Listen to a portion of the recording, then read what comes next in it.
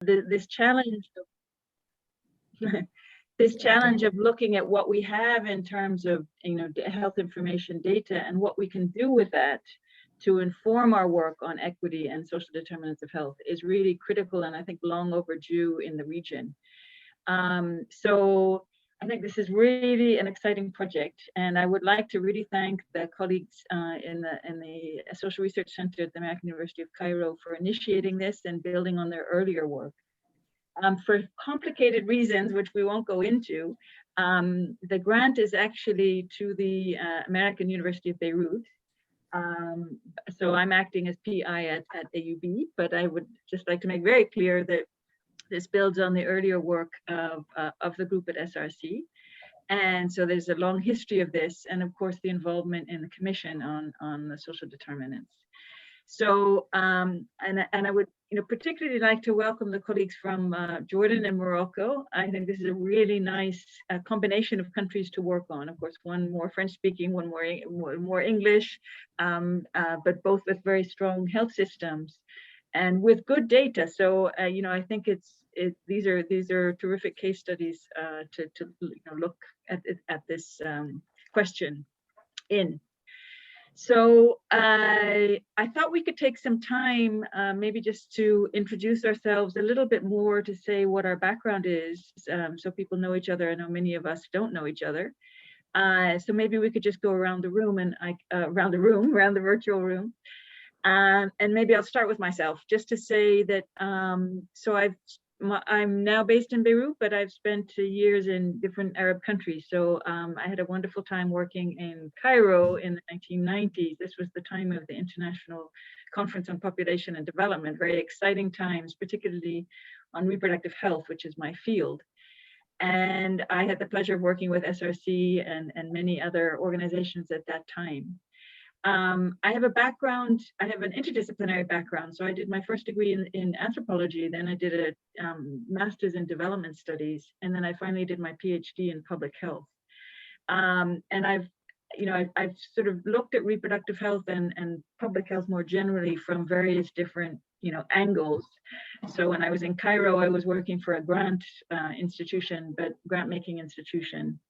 But I've also taught, and I teach a course in reproductive health to graduate students, for example, I've gotten very involved in curriculum development, but also still done a lot of research related to reproductive health. And because we sit in Lebanon and there's the Syrian crisis, in recent years I've been working more on reproductive health among Syrian refugees and looking at the effects of conflict and forced displacement on women particularly. So that's me. And so maybe we could just go around and maybe first give the opportunity to WHO colleagues to introduce themselves. Maha, do you want to introduce yourself? Well, it's my pleasure, Jocelyn. Thank you so much. My name is Maha Al-Adawi, and I'm a medical doctor, and I am happy to introduce myself after Jocelyn, because when I succeeded Jocelyn in one of her jobs when she was in the grant-making organization. So I learned a lot from Jocelyn, and I continue to learn a lot from her. I have long relationship with AUC, with SRC, with AUB. I've worked in several agencies, and including, I worked with the EU, with the World Bank, but also with UNICEF and UNDP and UNFPA. And my field is also reproductive health. And today I am currently the director of the Health and Populations Department in the World Health Organization, Eastern Mediterranean Regional Office. And we have recently launched Social Determinants of Health report, a huge report. I don't know if you can see it. And actually, two of our great commissioners are part of this in this room, in this virtual room, Dr. Rajal and Dr. Hoda. And so we have the honor that we have worked together. This was launched in March of 2021. It had been almost 1.5 years endeavor, started in November 2019, collected a lot of research and data from the region, and focusing on health inequity. The report is The title is Build Back Fairer, and this is what we've been looking for now in WHO, working collaboratively with also especially with my colleague, Dr. Arash Rashidian, who will introduce himself shortly. But we work on the social determinants of health, and now we're trying to roll out the report. And I hope that in this meeting we get also to learn more about how we can actually implement or get into more practice, or move from theory to practice on the issues related to social determinants of health and be able to move forward. So thank you very much for the invitation, Jocelyn and Dr. Hoda. And it's always a pleasure to be working with people like you, really. It's always a pleasure and an honor. It's a pleasure to have you, Maha. Thank you so much for joining the advisory. Dr. Arash, do you want to introduce yourself? Yep, many thanks indeed, Jocelyn, and thanks for that. Thanks, colleagues. It's a great pleasure to be with you. And also many thanks for the opportunity to introduce ourselves a bit more formally, as you kindly put it. I mean, some colleagues on the call I've known for many years. I've worked with for many years other colleagues, so it's the first opportunity. So in terms of my introduction, so my role is that I'm Maha's colleague in the regional office. I'm Director of Science and Information Dissemination. And in terms of my responsibilities in the area of work, one area of it is information systems for health. Within that, we do observe and monitor the key core indicators for the countries of the region, including different aspects of that as part of the work of the WHO. But we also work on the improving information systems at the national level. So not just the reporting and measuring and assessing it, but also enhancing the capacity to do that. And that includes the routine information system issues related to surveys, etc.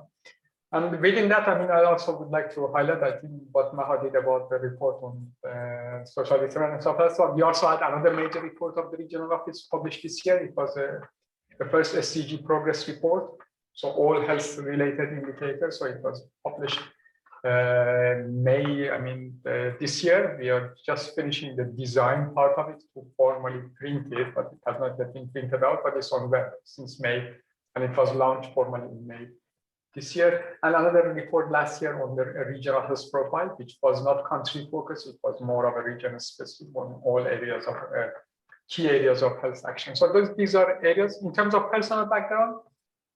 So I'm a medical doctor, a PhD in health system. My area of specialty are health policy, health financing, and pharmaceuticals. So that's where I spend most of my academic life. But then I have worked a lot also in the national policy making and policy development in different countries.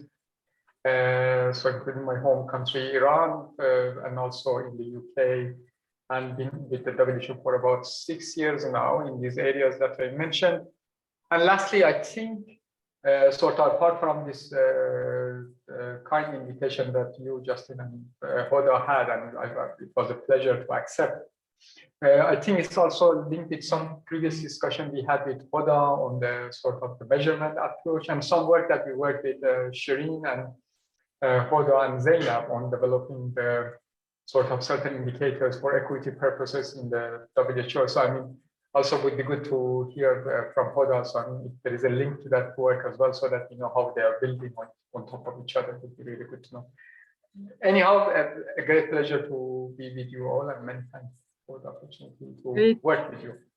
Thank you so much. You both have the perfect backgrounds for this project, so really excellent. So I'll hand over to Hoda for the SRC AUC to introduce for everyone to introduce themselves there. And Hoda? Okay. Well, I just remembered that I'm a demographer. I was trained in demography. That was such a long, long time ago. And I happily discovered through Facebook that Arash is also a graduate of London School of Hygiene and Tropical Medicine, where I got my degree, but I'm not going to compare years. It's mine much earlier, so I'm quite old. But anyhow, my area of work moved. Well, I do lots of population, of course, analysis and so on, but I'm now more broader in the social science fields, and I worked a lot on poverty alleviation and on gender studies and different development issues. However, I'll focus on my experience in relation to health. One of my earliest experience really linked to Jocelyn and to Maha is the center work on reproductive health. At the time when ICPID agenda was very new and people did not fully comprehend what the reproductive health is. And I got lovely grants from both Jocelyn, and then I got them from Maha from Ford Foundation. So that's really very well appreciated by myself and by the center. I also had an extensive expertise in survey data management because I was director of the Per Child project, and the Per Child project is like the HS, and it was implemented in so many Arab countries, including Morocco, including Jordan. And I'm saying this because in a parallel activity that Maha Al-Adawi is involved in, related to healthy aging, we're really hoping to launch an activity on healthy aging in the region. And part of that activities can benefit from the work of today, which are the indicators, because we can always think of indicators related to healthy aging rather than general health in general. My work in health started with the impact of intervention, because I was very involved in the oral rehydration therapy in Egypt and measuring the causality of attribution. So we worked a lot on impact of health interventions. And more recently, as you all know, I'm engaged much more in health equity and on social determinants of health. That's in a nutshell where I'm coming from. Terrific, thank you so much. Shireen, would you like to introduce yourself? Okay, thank you, Jocelyn, and good afternoon to everybody. I'm Shireen Shawqi. I'm a medical doctor by qualification, and I have a PhD in public health. My major is in epidemiology. I work as a senior scientist in the Social Research Center of the American University in Cairo. I started my career in Rwanda with the Egypt Ministry of Foreign Affairs as a pediatrician. And I worked over there for 5 years, and it was my first experience with HIV/AIDS. I became fond of HIV/AIDS, and this is the disease dearest to my heart. So I went to Belgium looking for public health to work on HIV/AIDS and related challenges.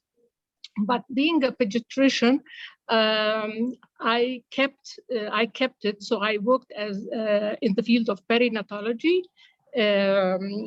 congenital anomalies, vital registration systems in Belgium. And of course, when you work for perinatology, so you have sexual reproductive health with HIV in it.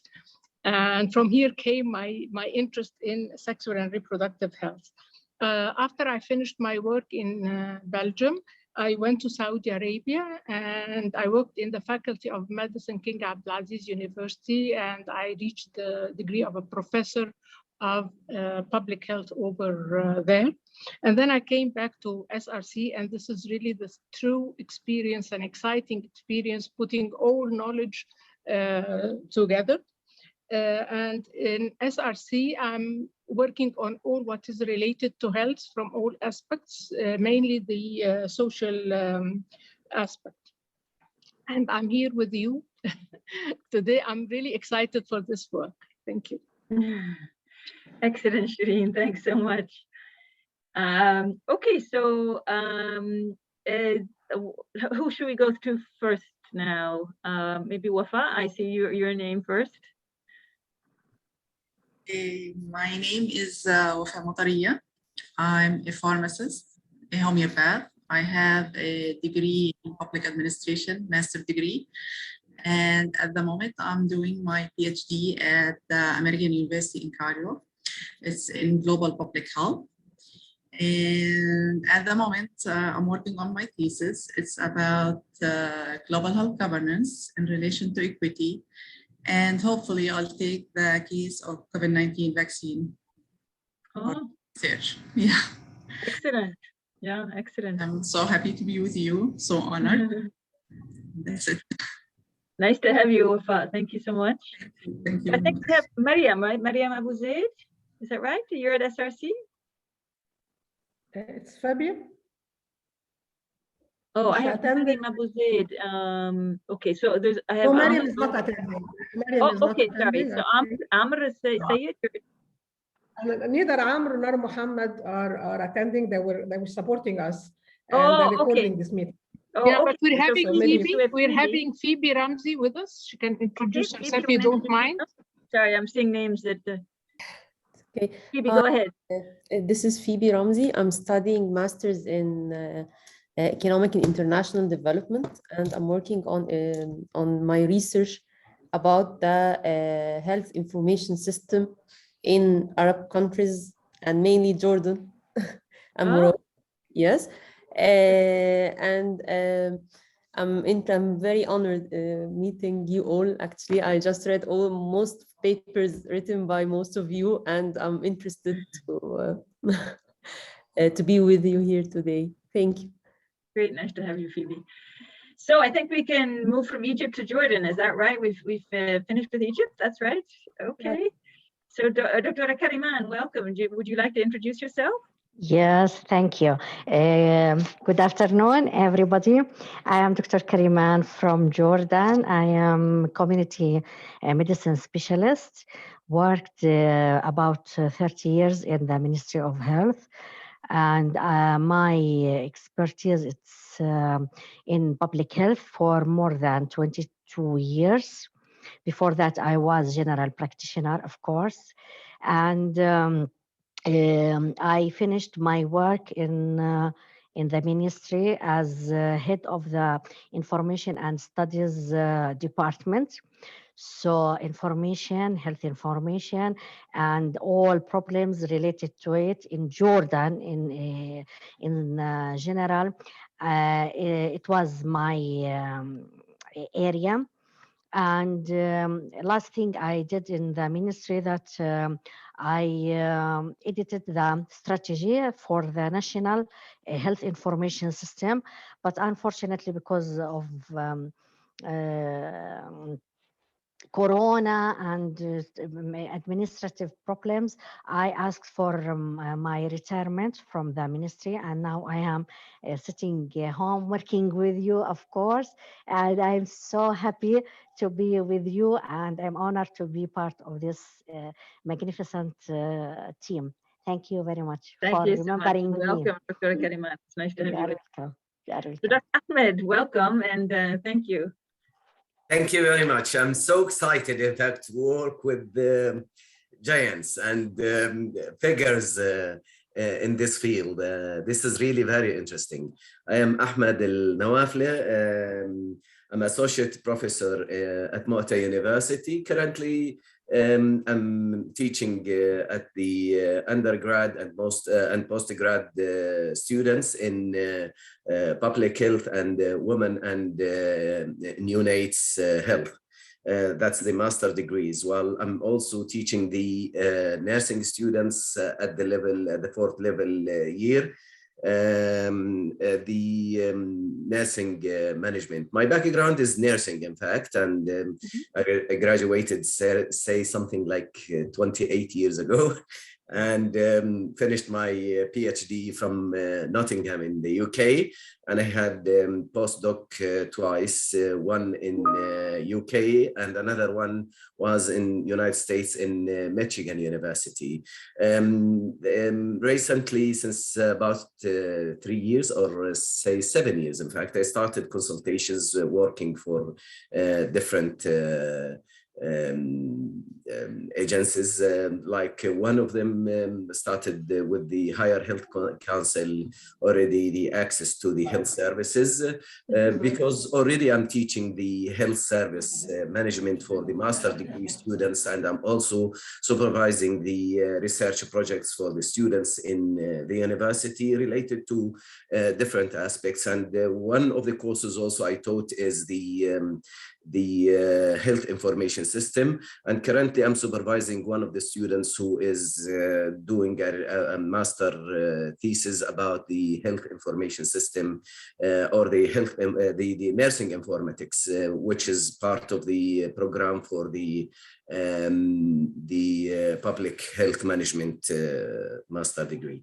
I have done already consultation for the WHO in primary healthcare performance and improvement, and another one for the primary healthcare measurement and improvement. And currently, already we finished that, and the data for all of that has been done. My focus, in fact, it is more related to the qualitative parts, which is the research. The most of my research I have done is for qualitative studies, in fact. And part of that project, the primary healthcare measurement and improvement, is the progression model. And there is lots of issues related to the social determinants that we already collected regarding that. And part of the indicators for the primary healthcare is related to that. So we started the work in this field. And Dr. Kariman, in fact, was part of that project when we have done that, and I would like to thank her because she's the one who nominated me to be part of this great group, great team. The other thing that I'm doing it currently, I'm a consultant with the WHO for the NCD's integration into the primary healthcare, and there is lots also we are finding related to the indicators that it should be included related to the social determinants of health and their relationship into the health information system and the non-communicable diseases, which is considered the burden, and in fact it is representing something like 78% of the premature deaths in Jordan. So it is really high percentage. So when we are looking at the risks and the social determinants that it is related to the NCDs, we are finding lots of relation in that, and it should be integrated in the health information system that we have it. The whole system already, I think we have reported that in the report that have been submitted, and that I have submitted already. And I probably think that most of you seen the report.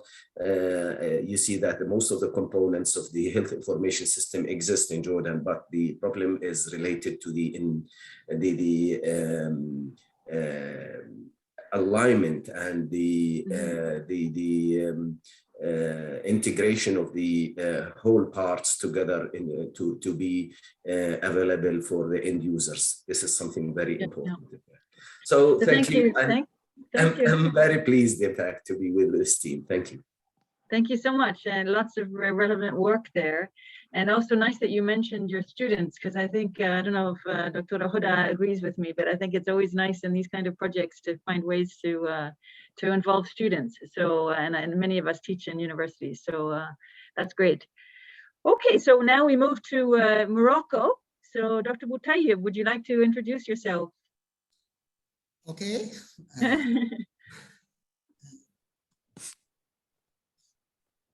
I am very pleased to meet you all.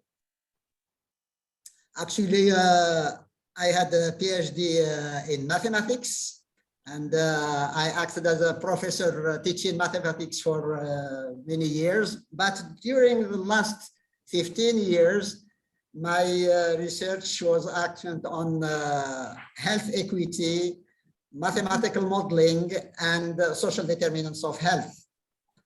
I wrote actually, I think, maybe 3 reports with WHO, EMRO, and Morocco on social determinants of health in Morocco, in Jordan, and in Emirate Arab.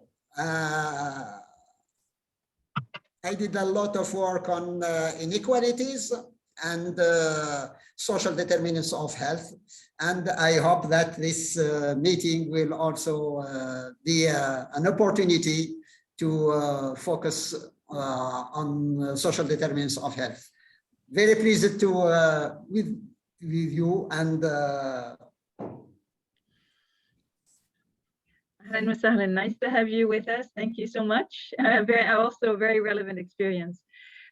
So, Dr. Raja, how do I pronounce it? Raja, it's okay. It's okay. I apologize if I'm not showing on the video due to the connection, but I'm seeing you all. At least those who have their camera on. So my background, I'm unusual profile for such let's say work, but you'll understand how I came to the social determinants of health. I'm a medical doctor by training, specialized in immunology, and moved to the health policy and management later in my degrees. Mm-hmm. So my field experience was related to priority health programs with regard to their strategy development, implementation, evaluation, and lab part, essentially, as I'm specialized in immunology. My research work was focused for almost 28 years on infectious disease. I set up most of the public health reference lab related to HIV, hepatitis, measles, polio, rubella, norovirus, and the last one, I was proud to know that my group was the one who was dealing with the coronavirus, especially that I have also set up the sentinel surveillance for influenza, that is a national WHO reference lab. Mm-hmm. So I have this background on public health priority programs, and the researcher, as my research work was focused on infectious disease.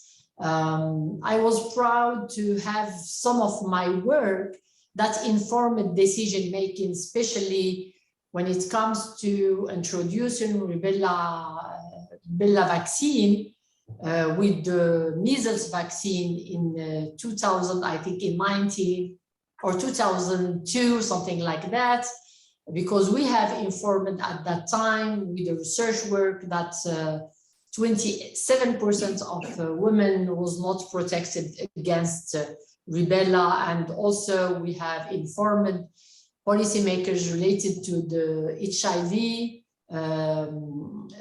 cases that was related to immigration, and it comes to the decision to take migrants, whatever they are, legal or illegal, and to treat them and to take care of them and to diagnose the disease. So I have this it's a way to say that what I'm embarked in something, I like the action.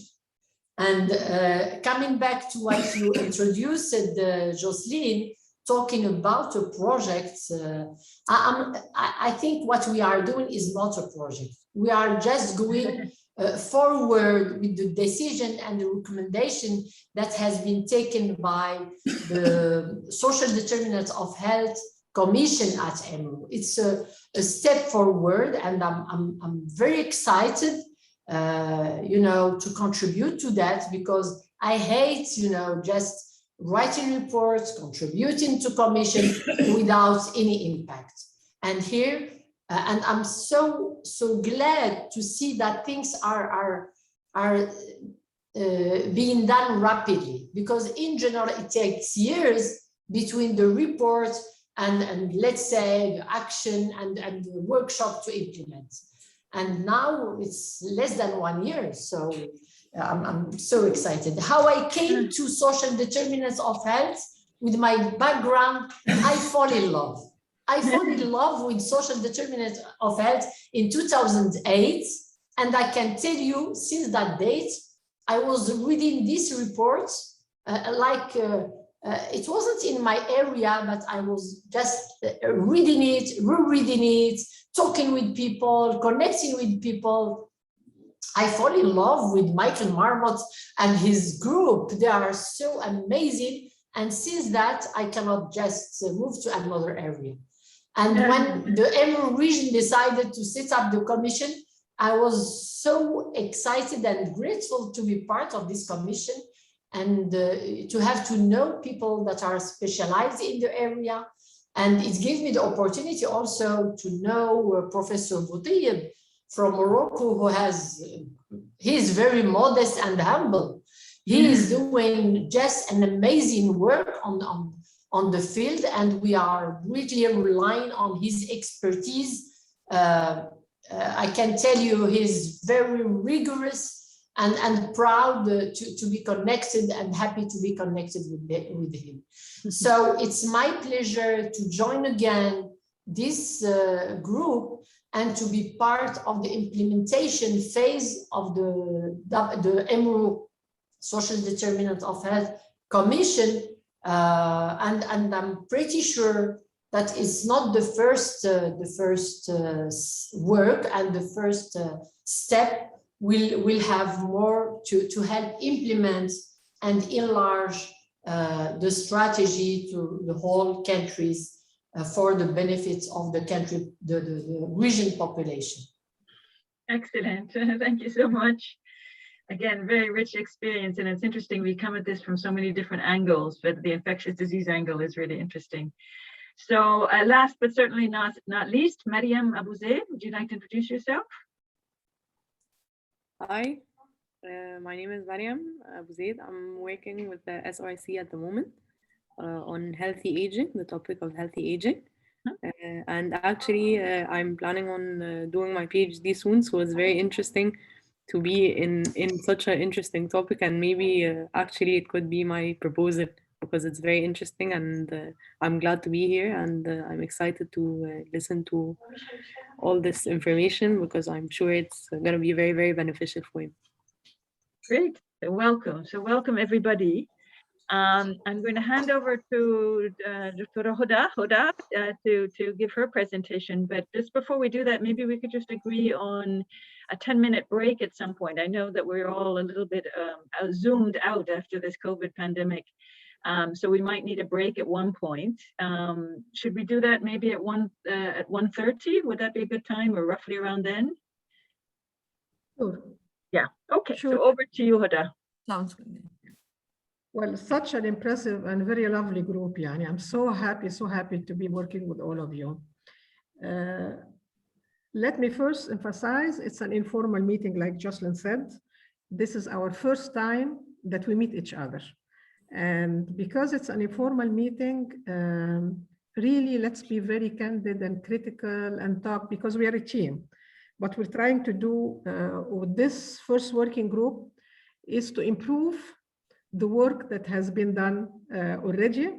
And actually, we are going just to discuss a part of the work, not all the work. We'll focus on the package only. There are many other activities being done, but it will be subject to the other meetings. Yeah, and I'm very happy that the 3 members of the advisory group are with us. They are not forced to attend till the very, very end, because I know their busy time and so on, but at least in this first meeting, do your best to attend as much as you can. After that, we'll do the working meeting. At the end of the day, we'll come back to you, because we don't want to impose. Yeah, and from the beginning, we told you you are an advisory member and we don't want to impose on your time. And there will be many other working meeting with us. An important observation is that, please, at this stage, do not quote or cite any of the documents that are going to be shared. And this is very important, because one of the reasons this is particularly important is that we are aware that WHO headquarters seems to be going in the same direction. I got an invitation to attend an expert group meeting at headquarters that will be convened on 6 and 7 December. And the objective of it is to monitor social determinants of health. I'm not sure which way they will head, but maybe they will head towards the way of indicators, particularly as that there is some effort that was done that we used actually in this report by Monique, not Monique, what's her name? Is it Monique Shireen? I don't remember. Anyhow, there is an effort from headquarters. Her name is Nicole. Nicole. Nicole Valentine. Nicole Valentine, yes. Yeah. There was some efforts that we are quoting here, and we of course crediting it. I did inform our colleagues at both headquarters and also Dr. Maha, because Maha is the counterpart of that effort, of our effort. And I think it's very important that we join forces. We want our work to be credited, but we also want our work to be used. So we'll be discussing with WHO and Maha and Arash and all our colleagues the best way to join forces so everyone gets their own credit, and on the same time the work is much improved. The other comments that I want to start before I want to mention, Raja was talking about that this is not a project, and this fits in the work of the Commission of Social Determinants of Health. This is very true. And actually, in partnership with Maha Al-Adawi, with her department, we are currently convening a consultation meeting, starting with the commissioners in the region, and we'll convene that consultation meeting on December 6th. In that consultation meeting, we will be discussing how to move forward and to roll over the recommendation of the regional report, the report that was published by the Department of Health Promotion and under sponsorship of Maha, Dr. Maha and her effort. So yes, it's quite good that our activities, I will present this as an activity of our group that sort of speaks to our intention to roll over the report, but also we'll be talking about challenges. Is it enough for us to produce the package? And how do we make it endorsed by countries and adopted by countries? Similarly, that work will be mentioned. I'm telling you just so you have an idea. There is international meeting on health promotion that's scheduled on 13 to 15 December, and Dr. Maha Al-Adawi nominated me to speak about our region and the efforts being conducted in our region. So the consultation meeting that will be held on the 6th of December, as well as the work that we're discussing now, we will be mentioning it as part of our attempt to dive into health equity. Now I can move to the introductory part of the project, but before I do so, I want to ask, because I mentioned Maha a lot, do you want to say anything, Maha, or shall I proceed? No, thank you, Dr. Hoda. Nothing to mention, but I would like maybe if I would like to send the link also to the Global Conference on Health Promotion for anyone who's interested to attend any of the sessions. It's a virtual meeting mostly, and it's from the 13th to the 15th. So in addition to the session on the social determinants, I'm sure people will find other sessions also interesting, and people can register and attend. It's open for everybody. This is the beauty of being virtual, at least, to have this chance. So, and it's an important conference. It's the 10th one, and it follows. The first one was the Ottawa Charter, or the Ottawa, which came out with the Ottawa Charter. So I think everyone here is aware of this and aware of the relation to the social determinants. Thank you very much. You're right, Maha, and maybe to emphasize, if you're free and you can join on the 14th, particularly on the 14th of December, because this is the panel that will speak about the regional effort. I don't remember the time, but when Maha sends you I don't even know the time, but when Maha will send you the link, you will find this session, because you can always contribute and intervene and say your views. It will be lovely if our team will be, and I will mention that our team is present, the team that works on the indicators. That will be perfect. Okay. I'll move now to share screen. And where is the share screen? Introduction to, I think that's it. Hold to control to select, I don't know, I want this, I'm pushing it. Optimize for video clip. Why isn't it, Amr is here.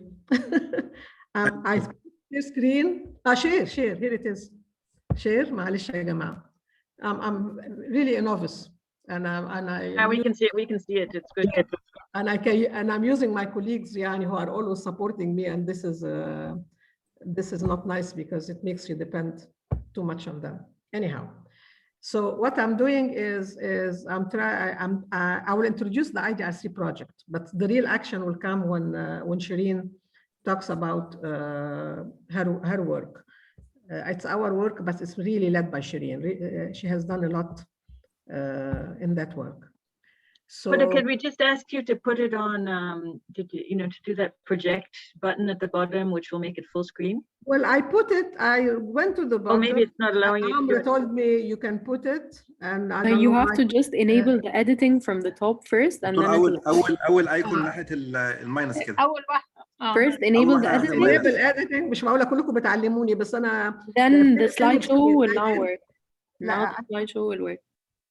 slideshow أيوة. At the bottom right. اليمين تحت يا دكتورة. Bottom right next to the zoom in and out. The zoom slide. Right? The first icon on the right. لما تعمليها يا شيرين ما تعمليها فول سكرين ولا ما تقدريش أنت تعمليها. To the right يا دكتور. دكتورة هدى حضرتك شايفة الماينس الايكون اللي right a bit more. لا أنتوا كلكم بتكلموني في وقت واحد. أنا I don't. Yes. يعني Yes. Yes, this one. This icon. Yes. This one. This one. Yes, that's it. Yes. طيب. I'm pushing. يا سلام إيه ده صح. إيش الشطارة دي. طيب. This is, I don't have to go through it because this is, we introduced ourselves. So it talks about the project team and all of us who we are. So I will go to the next one. In terms of, just a reminder to all of you, the objectives of the whole activity. Basically, the key objective is the number one is that we want to propose an information system for health that would allow us to measure the health inequality and to link it to all the social determinants. Of course, an important contribution in it is the ability to capture the structural determinants and the action on the distribution of these determinants. So that's, I think, a core contribution of that information system. And of course, we will try also to link with the capacities to manage and utilize this. And this will come when we do the program intervention. And of course, if we improve the information system for health, it will give visibility to social inequalities, and it will allow informed public demand for policies, for just policies. So that's the general key goal of the project. However, there are two other objectives. We would like to link with an actual program that focus on sexual and reproductive health. And in that program, translate the package that will be the national package of indicator, translated to the specific program that speaks to sexual and reproductive health. This is very important, and we will talk about it in the future direction because we haven't done anything yet. Because the main idea is to link with two interventions, one in Morocco and one in Jordan.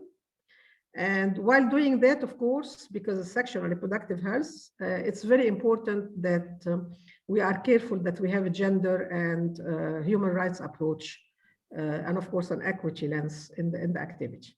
So these are the objectives.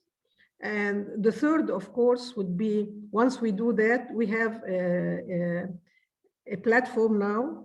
And I think the URL of it changed. The platform now is SDG, Health Equity Arab Countries, rather than the one in the bottom.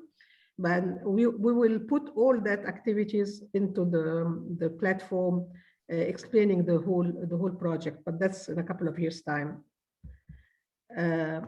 I'm just reminding you of the outputs and the status because we have a plan for the first year.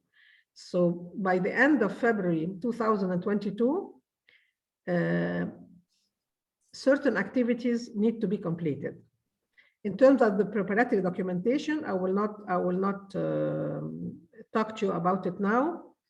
Well, I mean, it has been done. In terms of the commissioned paper, this is very important because this work has been done. We have a literature review of health information system in general and in Jordan and Morocco. Both Dr. Abdesalam Boutayeb and Dr. Ahmed have prepared very nice documents, one for Jordan and one for Morocco. And we have also ourselves prepared, I will say ourselves, I said SRC and again, mainly Shireen, we have prepared setting the scene for an information system for health. Those documents are not part of the discussion today, but of course, we will have separate working meetings to improve on those documents and to decide together how they're going to be produced. And how do they link to each other and so on. And individuals who have done those documents can also publish them in the international literature, but this is another discussion. Let me go to the specific discussion, which is the social framing of health information system and how the social framing are translated into two packages of indicators. What Shireen will present is the conceptual framing that we have used, and she will not talk a lot about it. It's one in the literature, but we adapted it in different directions, but I'll just show you the one that we are applying. And then she will discuss with you the national package of core list of indicators, and this is the key discussion of today's meeting. However, what you should realize that we have other activities that should be completed very quickly. But if we move on the national in the package of indicators, the rest I think we'll be able to implement, but we need your help in some parts of them. The ones that need to be completed is the SRH package of indicators. This in general. In terms of the big, like the national indicators that relate to sexual and reproductive health. After that, all the remainings, and I'm not going to talk about them now, we can talk about them when we go to the future directions. We'll go back to this document and discuss together how to do these activities that we need to complete before end of February. And then we will be discussing, open the discussion for you on your comments on the specific indicators, and we'll get back to this last page and talk about future activities. I think I can stop here in terms of myself. If there are any questions, I'm ready to answer. Otherwise, we can move to Shireen directly. So are there any comments or questions?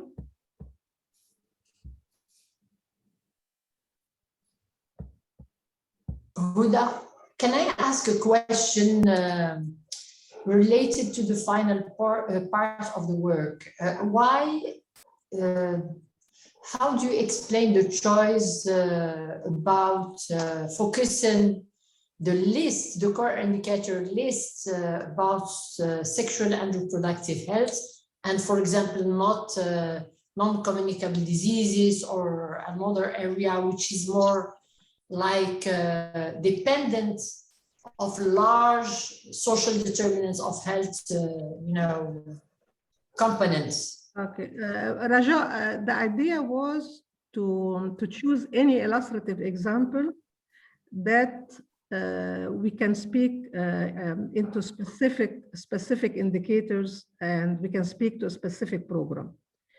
The reason we chose sexual and reproductive health, actually, because we have work in this area extensive. So we feel that we have a lot of expertise that we can translate into the package of indicators and into collaborating with the program counterpart. In addition, the IGRC in general were very interested in our work in developing a gender index of gender norms. And as you know, one of the key social determinants of health, of sexual and reproductive health, relate to gender. So we felt it's appropriate and it draws on our expertise. But the truth is, we should be able to apply it in any field, like you said. And we are keen, actually, not on necessarily on non-communicable disease, but we are keen on later on developing that in the healthy aging component. But that's not part of this. But yani, that's the reason. Opportunistic and relevant. Yeah. Okay, just to understand. Okay, thanks. Any other question? So can we move to Shireen, Jocelyn? Yeah, there's no more questions, it looks like. Go ahead, Shireen. Okay, I will share my screen. Okay, I think this is the one. Okay.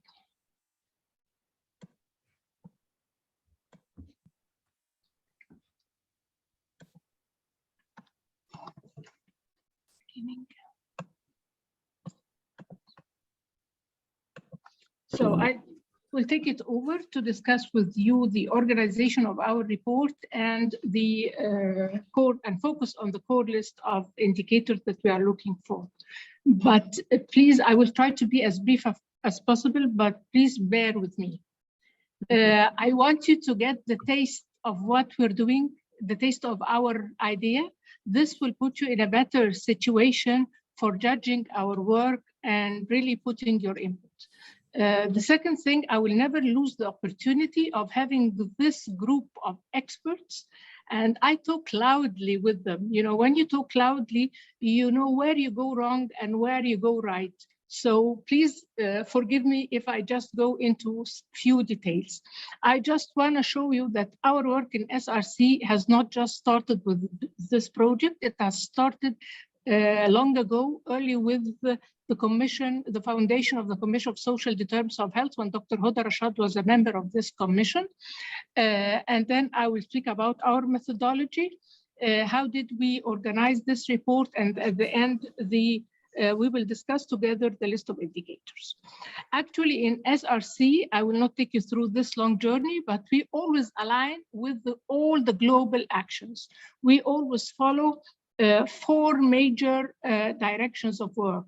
The public health, the development, the right to health, the right to health, and the health security. We are very close to their work. We always try to follow their concepts and their directions. In SRC, we have started this work immediately after the commission's work. We started teaching parts of the report on closing the gap in a generation in our 3-month training course, as concepts, as framework, as inequality measures, and how we take them to health in all policies. And we have lots of teaching in this respect, some of them with WHO on the right to health, on the health in all policies, even on social determinants of health and health equity. Even Dr. Rashidian Arash was one of the people who came and helped us teaching in one of these courses. And we are currently running 2 courses, one on social determinants of health that we have just finished last week, and another one by mid-December, and this is in collaboration with MRO, with Dr. Mahal Adawi's department. Actually, from the research part, we have been partnering in the review of the Arabic translation of the Health Inequality Monitoring book of the WHO headquarters. We learned a lot from this book, and this made us work with WHO MRO on answering a question on do we have really inequalities in the Eastern Mediterranean region? And by this work, we try to make visible the inequalities in the region. And I remember by that way, we even had a meeting with Dr. Arash Rashidian in his office saying which measure should we use, because we have lots of measures and each measure gives us a different result. We stopped with WHO, with EMRO at this stage, but we did not stop. We went further to answer a question of how can we alert countries to inequality measures. And this work have helped us a lot in proposing social arrangements that can be used for alerting countries to inequalities. We proposed the geographic administrative region because it guides the distribution of resources and services within the country, and wealth because it guides the package of social policies. We found out that we have nothing to say about gender and how gender is impacting, how the gender norms are impacting the health outcomes. And we and my colleague, Dr. Zainab Khadr, have developed an index for that. And we also found two measurements that go hand in hand and provide the same results if we really want to measure the magnitude of inequalities. And these are the index of dissimilarity and the concentration index redistribution need. And from this work, we started thinking that we need a methodology that can help us monitor inequalities in health. Our work was taken by the UNFPA. They supported us in applying our methodology on 5 Arab countries. Actually, this was an excellent experience. We learned a lot out of it. And we learned that it is not just a matter of having pieces of data and collecting pieces of data and putting them together. It's much more of that. And actually, we've built consensus with all the global actions that we really need to think of the kind of data that we want to guide our policies. There were global recommendations on that from the WHO, from World Health Assembly, even from the Eastern Mediterranean region. The Build Back Fairer report of the Commission of the Eastern Commission Social Determinants of Health of the Eastern Mediterranean region has come out also with this. And the last report is the 3D Commission, and I had the honor to be a member of this commission. It's a commission of the Rockefeller Boston University on data determinants and better decision making. All the work and all the efforts that try to use a social determinants of health approach or measure inequalities in health or assess inequities in health, they all believe that we don't have the enough data. But and when the project of the IDRC came, we just said, no, from our work, let's stop.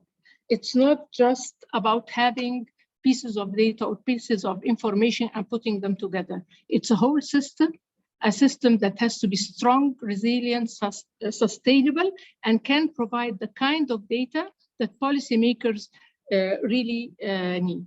And from here, we started with the work of Michael Marmot and the Commission on Social Determinants of Health. And actually, if we read this book carefully and we take the words, we can find that from the beginning, the Commission have alerted us to two things. The first thing, that there is a difference between risk and unequal distribution. They are two complementary pieces of information. And the second thing, that what we see as unequal distribution, it comes from the multi-level social determinants that we should measure at the same time to be able to trace the unequal distribution in health or even the health status outcomes to the root causes. And from here, we started our work. The first thing we've done over the past year is a thorough literature review to understand social determinants of health, the frameworks used for the social determinants of health, health equity or health inequity, health equality or health inequality, health systems, health information systems. What are all these doing? What are the indicators that are available in the literature? And what are the commitments, the regional commitments? Our region is committed to report on the SDGs. WHO, AMRO has a core list of indicators that we should report on. And the WHO headquarters, the work of Nicole Valentine, also recommended some indicators on the social determinants of health. We went further to all the international and international databases like the World Bank, the WHO, the UN database for sustainable development goals, UNICEF, global burden of disease, all this. We also went to the data sources in the Arab countries. In all the countries, we prepared Excel sheets with the full package of indicators on international level or on national level with their definition, with their source, with their specifications and their classifications. And then we compiled the list of indicators that we shared with you. We tried to organize them over a theoretical framework and to cover all the breadth of the social determinants of health up to the health outcomes. We met several times in SRC. I can't tell you how the discussions were so hot until we came out with the document that we shared with you. And we know that this document is still under revision. We're still revisiting it, and we're counting on your feedback to help us or facilitate life for us. So what have we done? We've organized this, this document into 5 parts. The first part is we were calling for an information system for health, and this part came out of the background paper that we have produced in SRC on setting the scene for an information system for health, and the work of Dr. Boutayeb and Dr. Ahmed on the health information systems in Morocco and in Jordan. Then we said we need a social framing, a theoretical framing to help us organize our indicators and the pieces of information that we intend to collect. Then what is the potential knowledge that we are looking for out of these indicators? And this for this we produce part 3 and part 4. And at the end, how can we link the evidence to the, how can we link the results to policy decision making? Actually, what we were thinking of is building a system, a strong system, and looking for and moving very slowly and very cautiously, and looking for the first seed, which is the variables or the data that we need. And after that, slowly if we identify the data we need, we can slowly build the rest of the components of the system. So let me take you step by step on these 5 parts. The first part, the definition of the health information system is that it produces data for health system stakeholders for guiding health system interventions.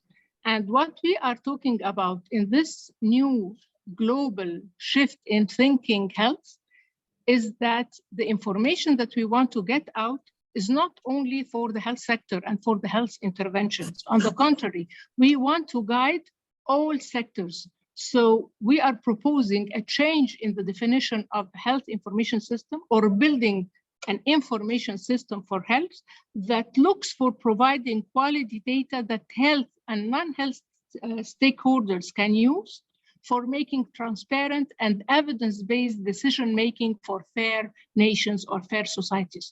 So this is what we came out with after the literature review paper that we have done.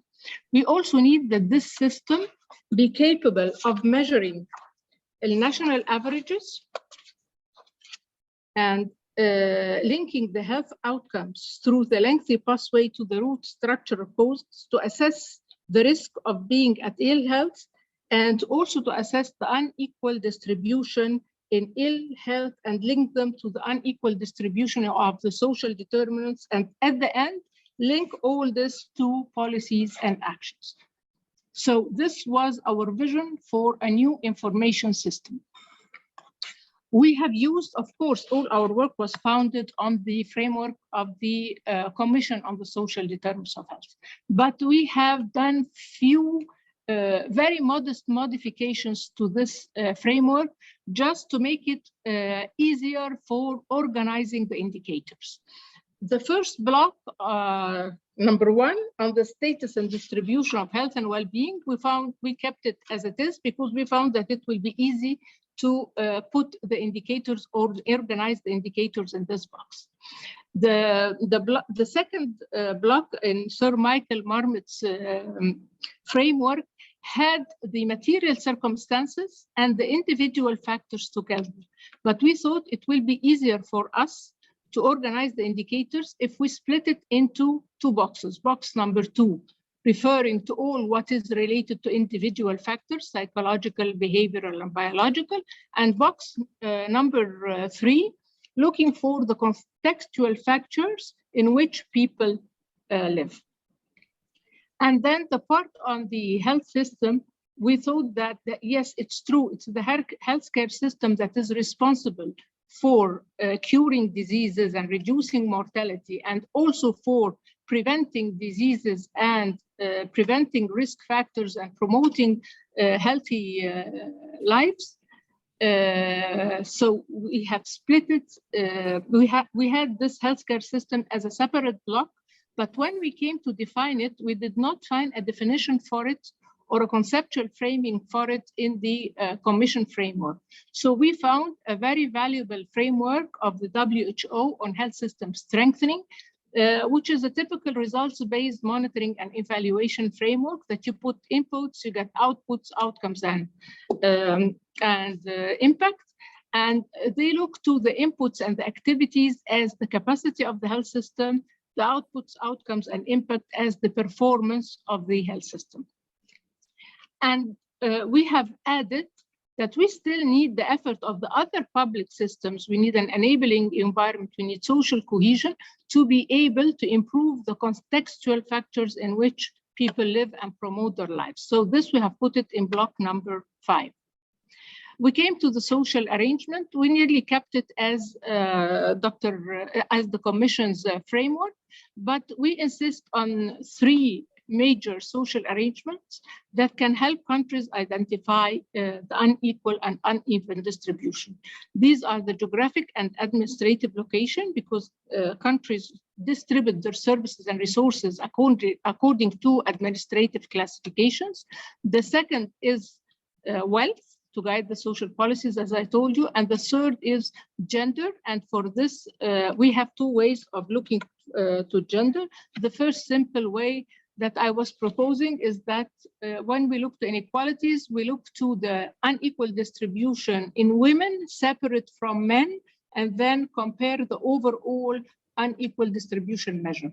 But my colleague Zainab Khadr has done a much better work than myself, and she developed an index on measuring the gender norms, and she classified them into 4 categories. And if we measure the unequal distribution in health and compare it with the unequal distribution of the gender norms, we can get this picture. And then we said that every country has the right to add any contextual relevant social categories as they want.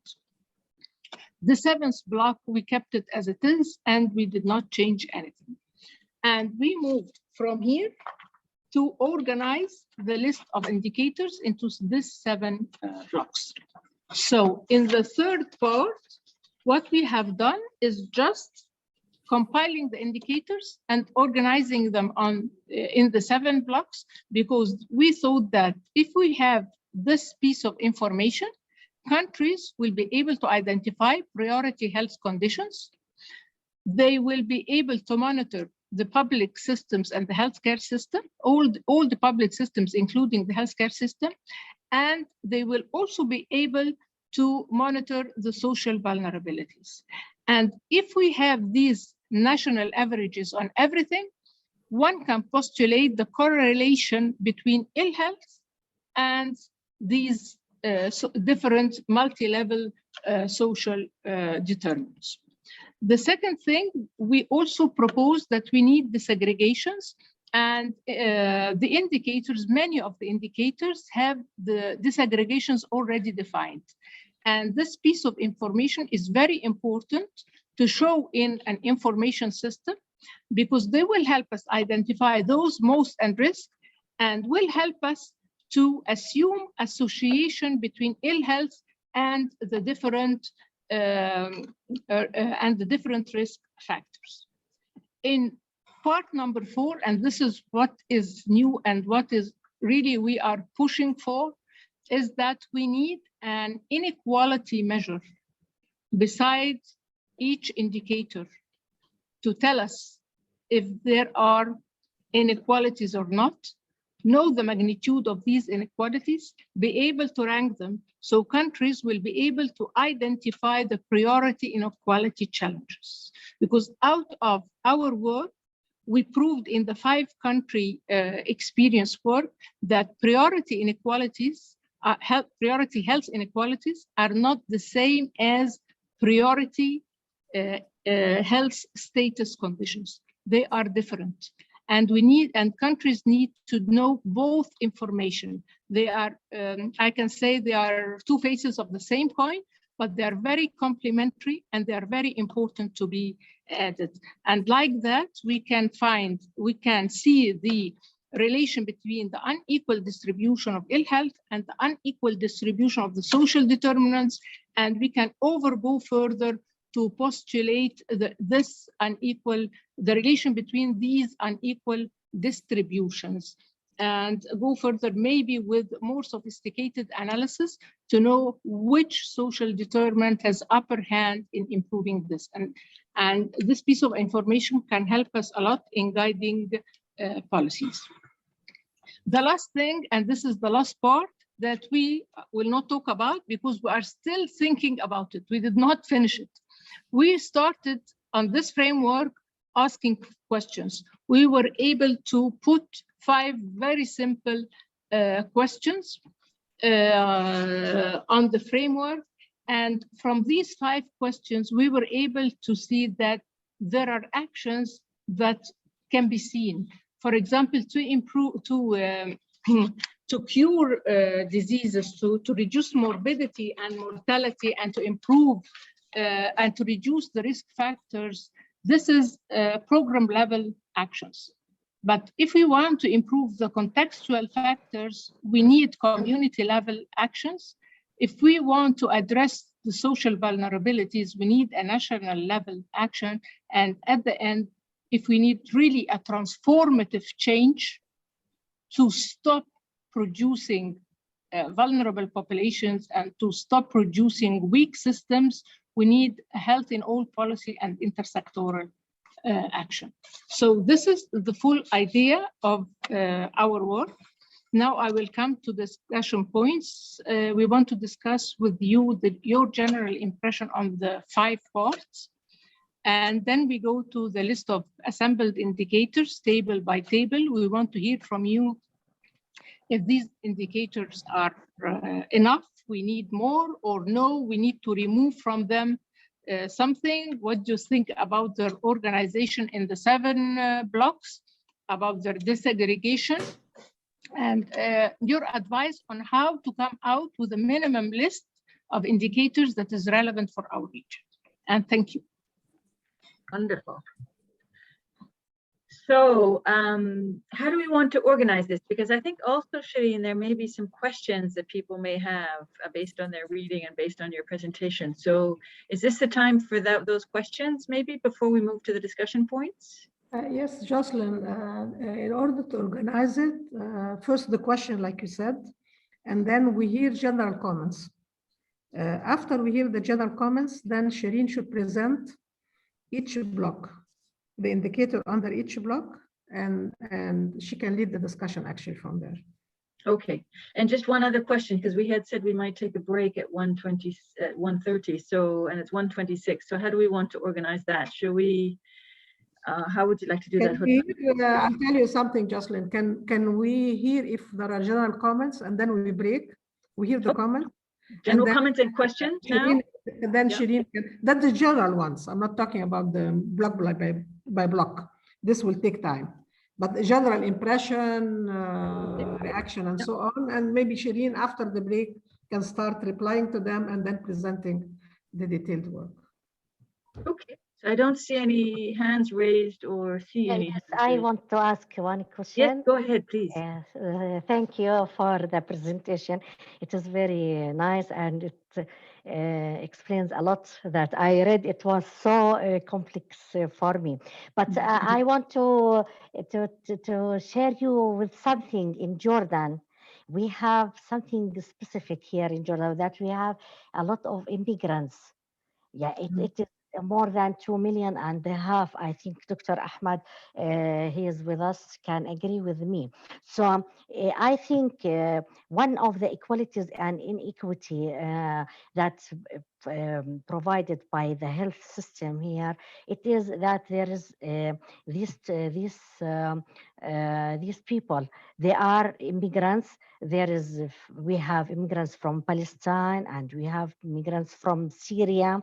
So I think it should be mentioned, right, in when we discuss the inequality and inequity in health care in Jordan, or I don't know if it, but I think it is important to mention that despite our system provides health care for everybody and on the land of Jordan, etc. It is compatible with the human rights, etc.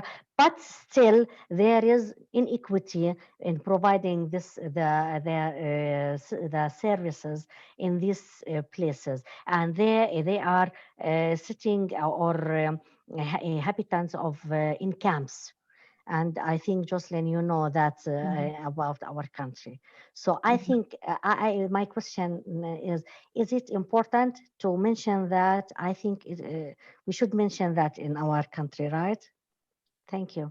So Shireen, do you want to take that one? There's another question from Dr. Raja. Yeah. Thank you, Shireen, for the presentation. First of all, I would like to echo what Dr. Kariman just said, because it was on my notes.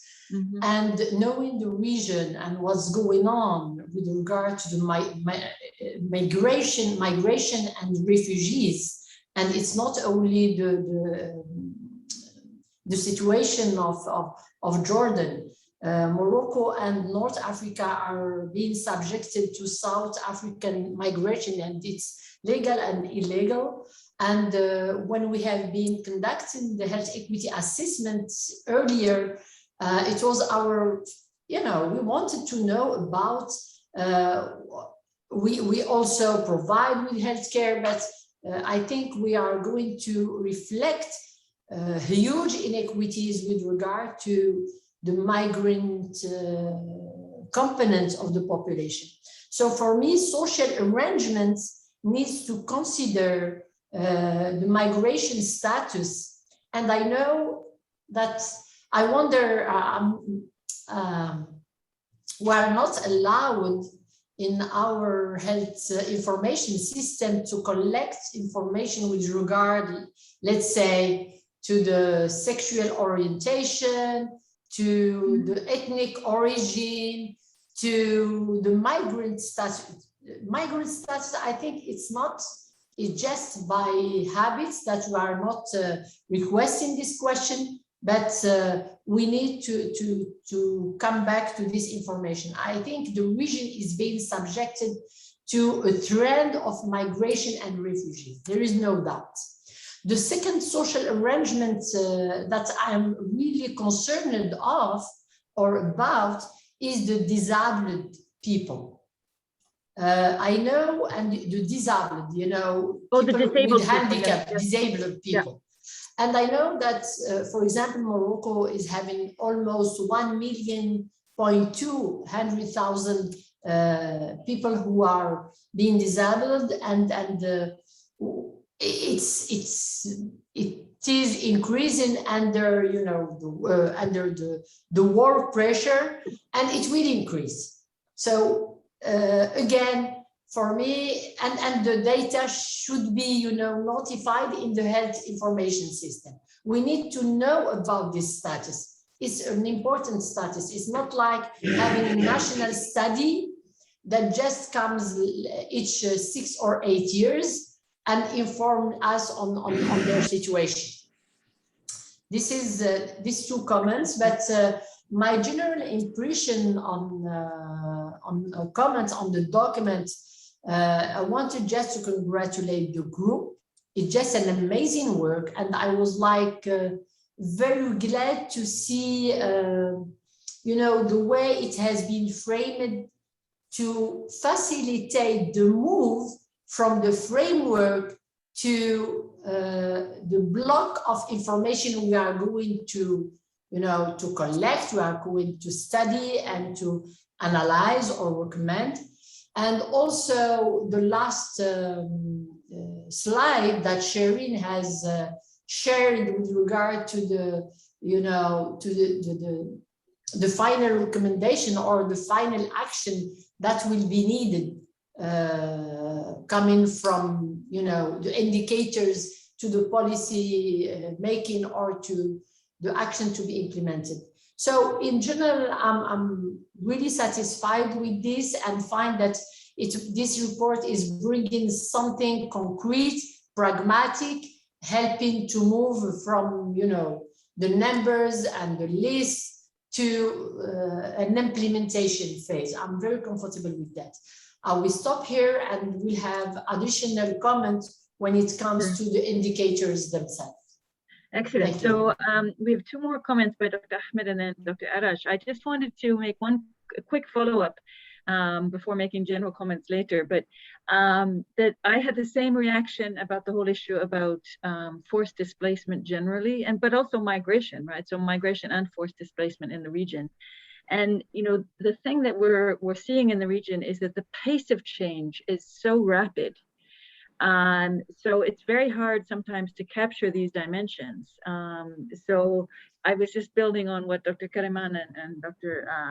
Rajat said about these issues, because really that is one of the key issues around you know, inequalities and social arrangements, I think, now in many countries of the region. And as you pointed out, in Morocco, it's not necessarily conflict related. In other parts of the region, it's very much conflict related, but there's huge movements of people, and these are nationals going out as well as new people coming in. And so I think this, you know, given the specificity of the region, this needs to be captured somewhere. So Dr. Ahmed. Thank you very much. Very interesting, in fact. I'm just because I'm between you and the time that you are going to take the break. So no, go ahead. You say what you need to say. Thank you. I think the equality and the equity is issues that it is mainly generated by the surveys that it is done on the population level at the moment, and we are not making enough use of that by the end users, whether on the administrative, the policy makers, and the decision makers. This is something very important, in fact, because of the this engagement between the research that it reports about these issues, which is usually coming from the researchers and the academics, and the integration of the social determinants that it does exist in the health information system, in the population surveys into the health information system. So we need to make use of that. There is another issue I think we need to highlight it related to COVID-19. Already COVID-19 highlighted it, in fact, which is the mobility of the people from the global parts of the world, which is related to the tourism, in fact. So we should not consider only migration but even the mobility of the people as tourists, whom maybe they are making causes of disease sometimes related to the communicable diseases. So this is something we need to highlight it, I think, in a way or another later on during our discussions. So I will just keep to that, and the other comments maybe will come after the break. Thank you. Okay, thank you. Araj, is that Araj? Many thanks indeed. I mean, as usual, another excellent presentation by Huda and Shireen. So first of all, I mean, I would say the congratulations for the progress, the work that is happening, and I like the way that also Shireen framed it in terms of how to be, it has built on previous work and how it's going to build on further work. There are some small comments. I mean, there are, for example, the reference to the issues related to core indicators in WHO. I mean, those have been updated, so it's better to be updated based on the latest reports. I mean, there are certain things that are not highlighted. I mean, that's a minor thing, but I think it also is probably on us also to make sure that Shireen has received all the latest reports. The thing that I want to highlight as a general direction, and this was a discussion that we had I think in a few occasions, as Shireen referred, on the work that she and Zainab did with us, so my department and Department of Health System, when we were working on the sort of some equity measures for I mean, the long-term planning of health policies. The point is, I mean, one thing is to have good indicators. The other one is to have indicators that they can be actually measured without having extra burden, and can be measured at the level that we can act on it and take it forward. So I mean, obviously migration and displacement and all these are refugees. I mean, it's a major issues. And I know it's impacting some countries much more than the others, but then it's happening in every country, as colleagues said. But probably the most important factor of inequity in our region is locality. So apart from education and level of earning, it's probably where you live, in which neighborhood, which part of the country you live. And we usually miss this level of information because we do not have good data for it. So in a way, when usually, I mean, in many of the measures is focusing on urban and rural, that makes not much sense anymore. So, and which is the easy thing, so it helps, but the reality is that you go from one province to the other, you see that maybe in even the poorest provinces of the country, the center of the province is actually doing well. What is bad when you go beyond the province, and even close the proximity of the capital cities, the indicators, if you have indicators, is really bad. So how can these be added to the agenda of the program? I think that's an important factor for measurement. But then the challenge is that what level of data, etc. So I recall a program in the country of the region that they started to do extensive data collection process.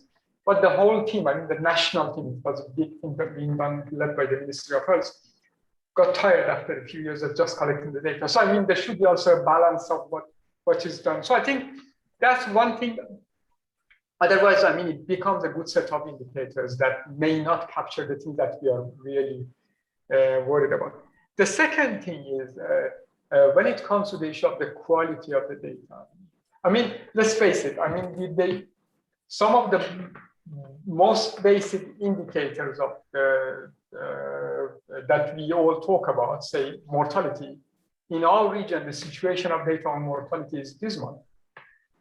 And that's the most basic data that we have. And countries fluctuate really badly. So I mean, we have colleagues from Jordan with us. I mean, if 5 years ago or 4 years ago, someone asked me give me an example of a good functioning cancer registry system in the region, I would have said Jordan.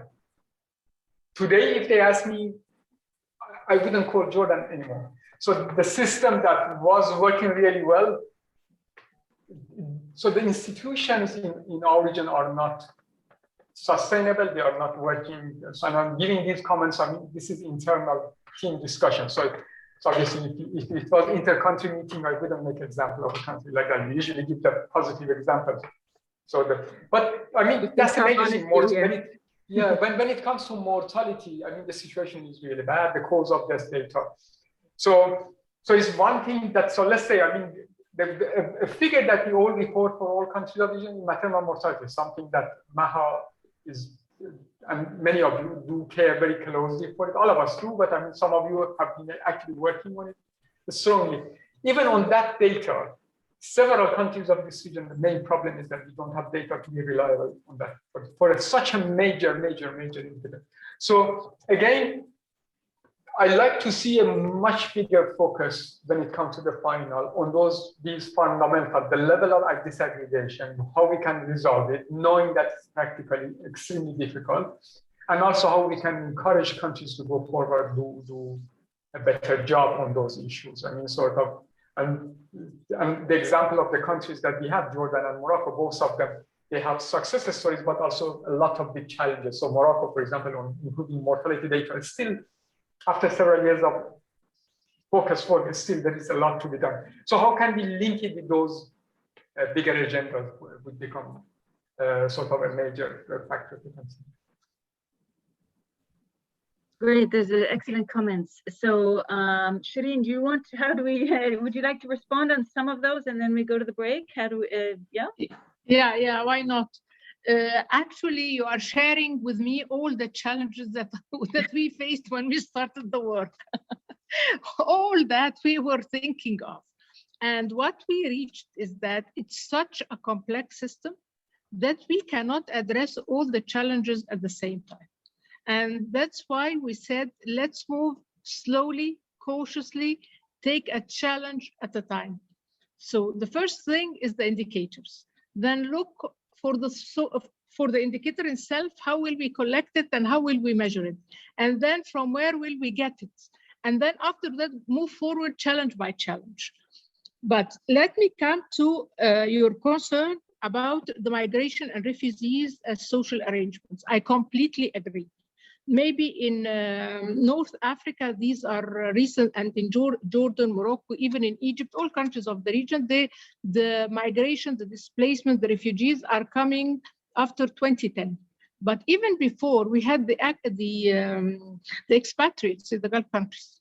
We always have the problems of the non-nationals working in countries. So this is a very important stratifier, but or social arrangement.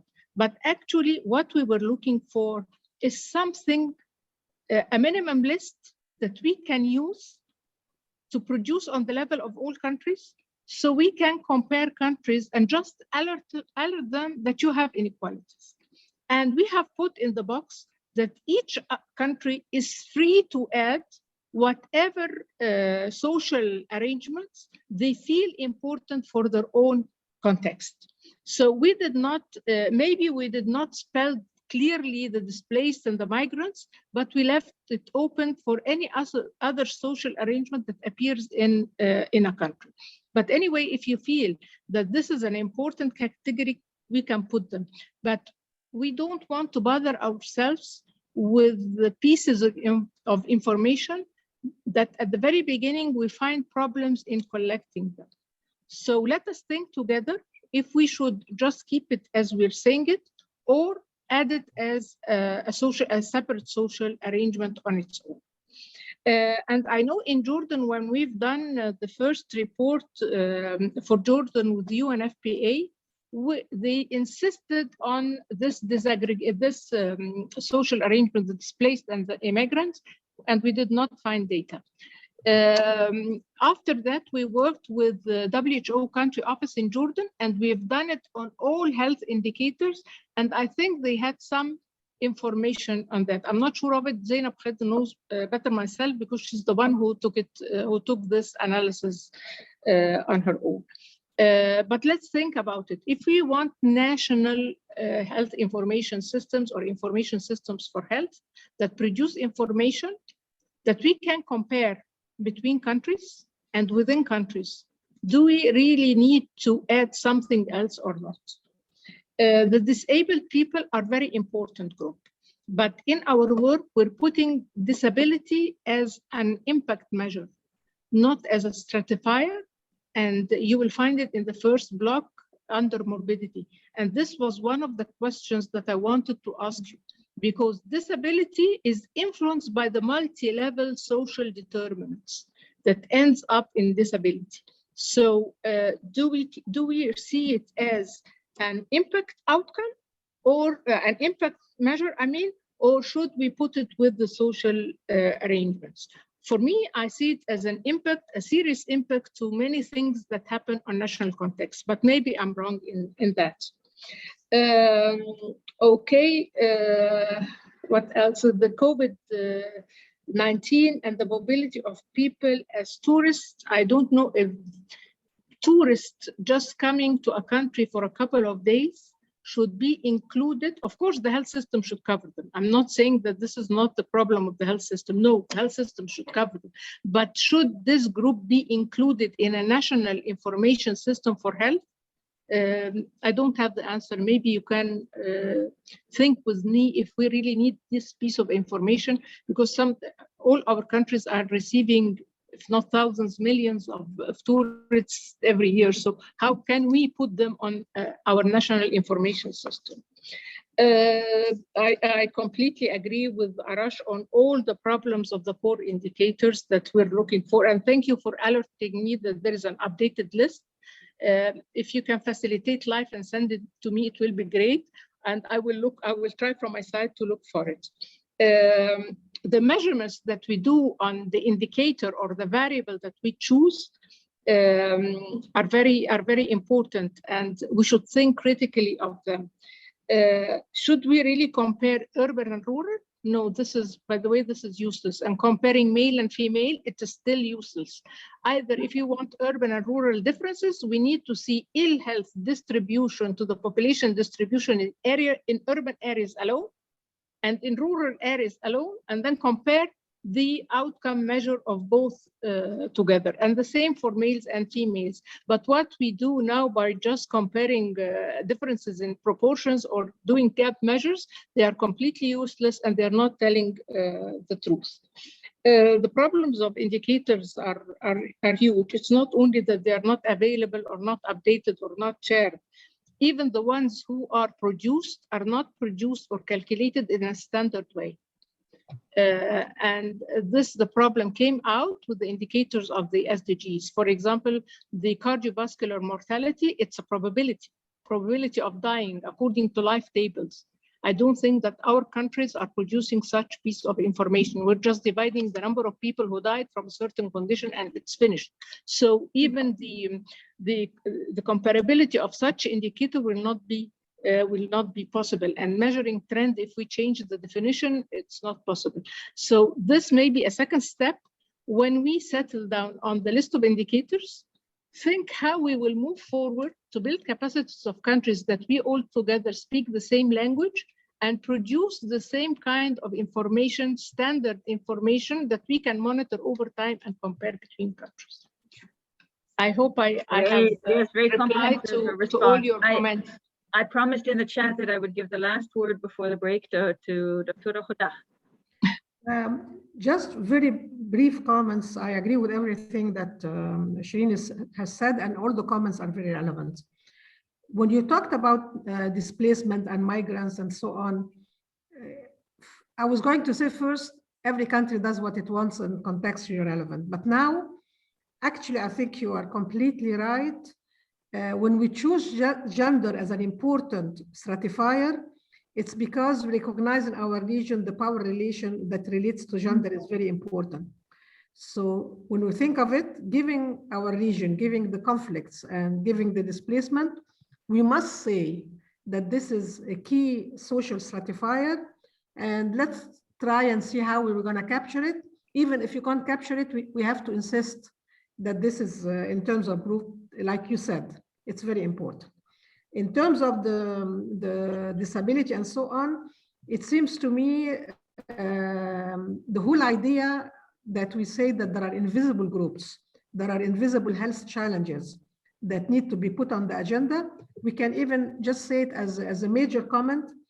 I was saying old age as an invisible group because we're working on it, but like you said, the disability would have to be, we talk about it, and even mental health, mental and social health all that component. We don't have to cover everything in detail, but we have to make it clear that these are important.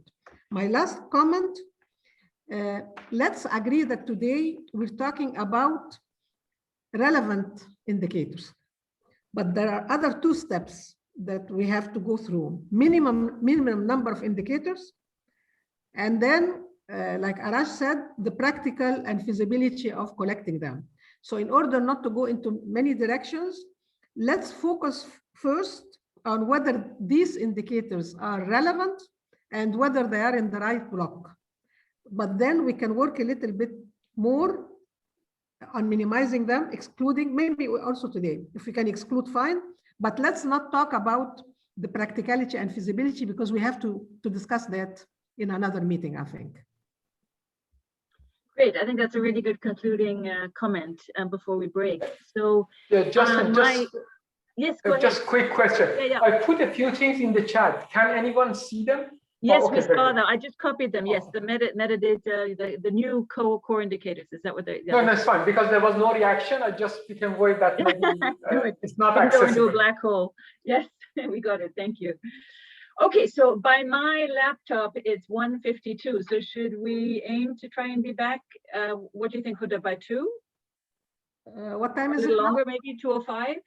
What time, Jocelyn? It's 1:52 on my laptop. So if we say let's make it 2:05. Yes. 2:05. Okay, just because we'll only have till 3. So sure. Okay. Thank you. Thank you. Excellent presentation, Shireen.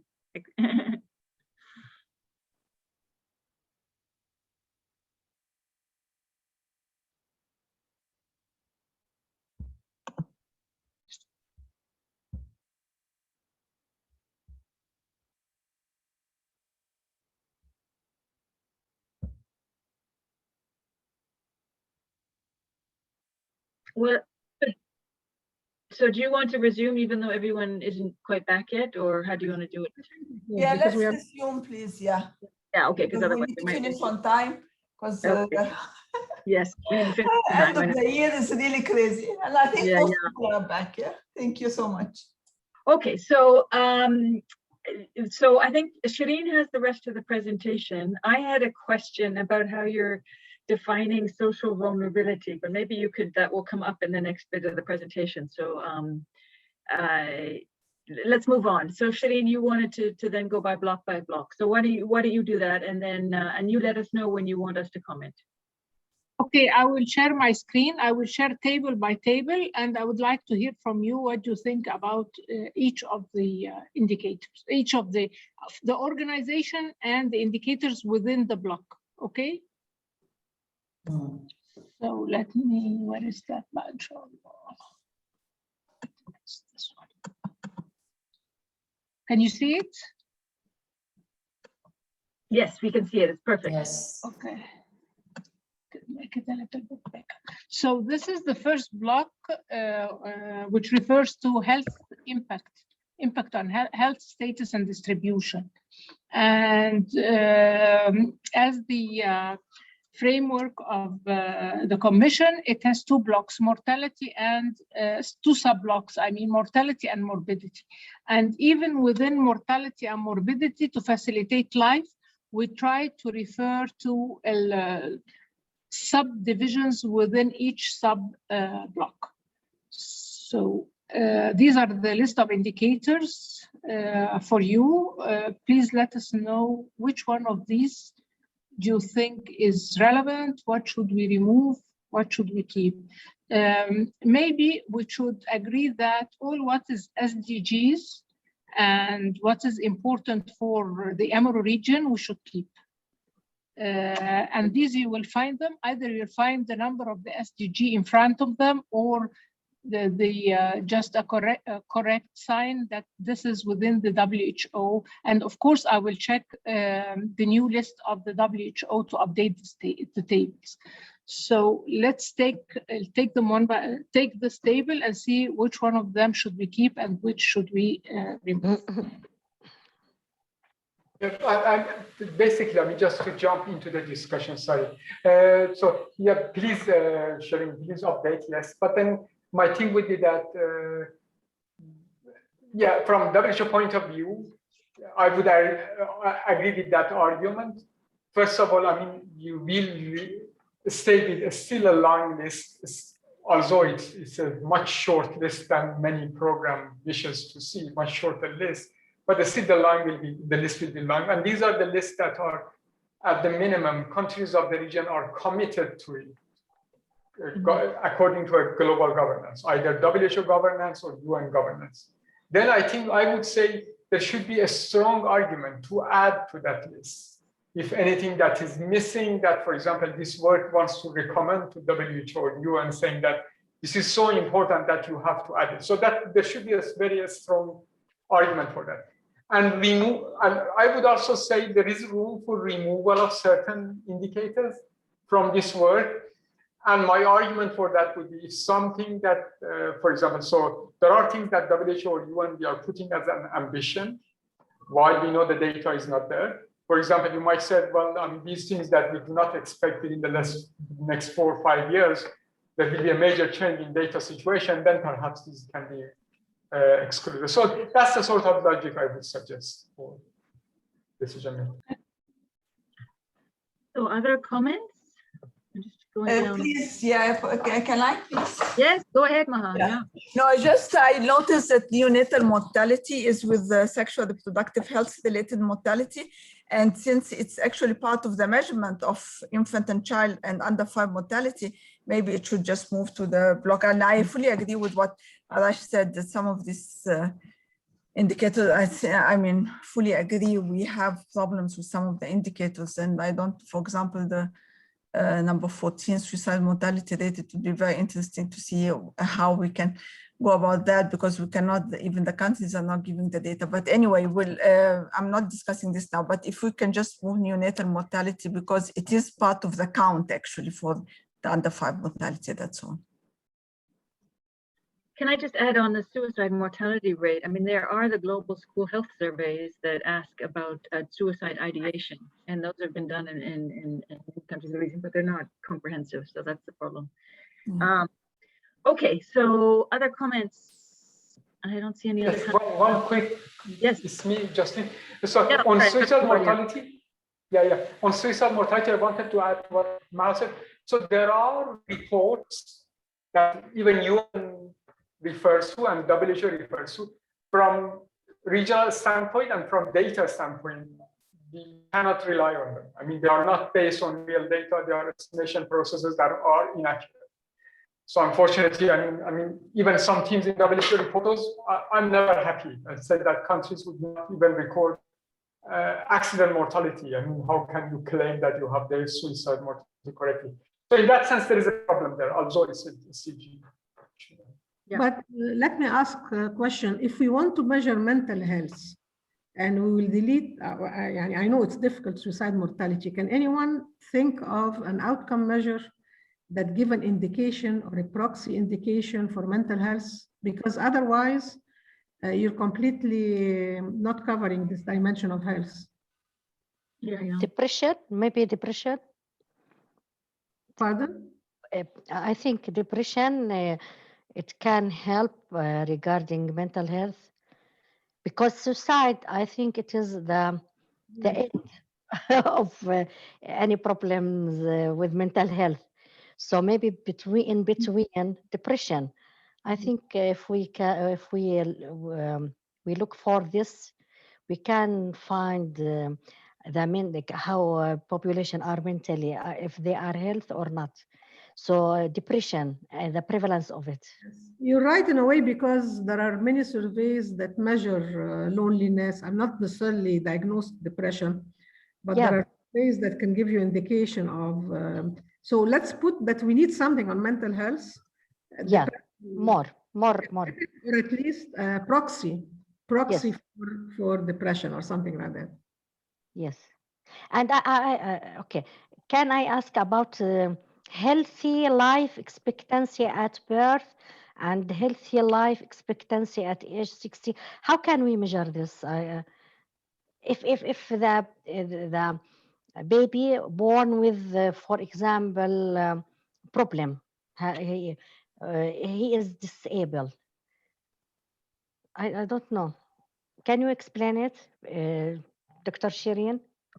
Yeah, the healthy life expectancy is you're expected to live without diseases, with a good quality of life, without morbidities. Okay, and this piece of information, they add to it the premature death, or the number of years that you lose because you die, because we die early before the expected date, and both of them are constitute the global burden of disease. So either you say, when you're born today, you are expected to live this amount of years, whether with or without diseases, or with or without morbidities or disabilities, or you say these are the number of years that you're expected to live in good health without suffering from any morbidities or any disabilities. So you deduct it from the life expectancy at birth. It's part of the life expectancy. Okay. Oh, thank you. I was just wondering, when you're talking, should we at this point think of this indicator we cannot collect? Or if we find an important indicator that we really need, we say we should keep it. And then after that, see how we can help countries collect it. I don't have an answer. I think, in fact, I think it is very complicated indicator. I think healthy life expectancy at birth and healthy life expectancy at age. I think we can move it. I think it's, and I don't know. Yeah. But I think the question is should this discussion be around the narrowing down this list? Yes. Or, to ones that we definitely want to go with, because we know that they're also collected, or should it also be saying we'd like to do this indicator even though we know it's not currently being collected? Is that your question, Shireen? Yes, I was referring to the discussion on the suicide mortality. Yeah. Okay. If we know that this is important for measuring mental health, should we keep it and help countries collect it, or should we say from the beginning, no, it's not relevant, we cannot collect it in our region, we just forget it? And Sure. by the way, I think we're having a problem with all measures that have cause of death. If we don't properly report the cause of death using the International Classification of Disease on the death certificates and trying to find a denominator in the birth certificates, we will have a problem in coming out with these indicators. Yes. So this is another fact. So at this point in time, should we think of the difficulty of collecting and of calculating, or should we just look to the list of indicators that are really important for us? Well, I mean, and I'm going to come to you, Dr. Rajai, because I know you've had your hand up, but Huda was suggesting earlier that we just focus on what we think is really relevant at this point and not talk about the feasibility. If we all agree on that, then that's the way we could move forward. So the indicators that we think are very important, and then we come back at a second stage to look at what's feasible. Dr. Rajai, sorry, you had your hand up first. No, thank you.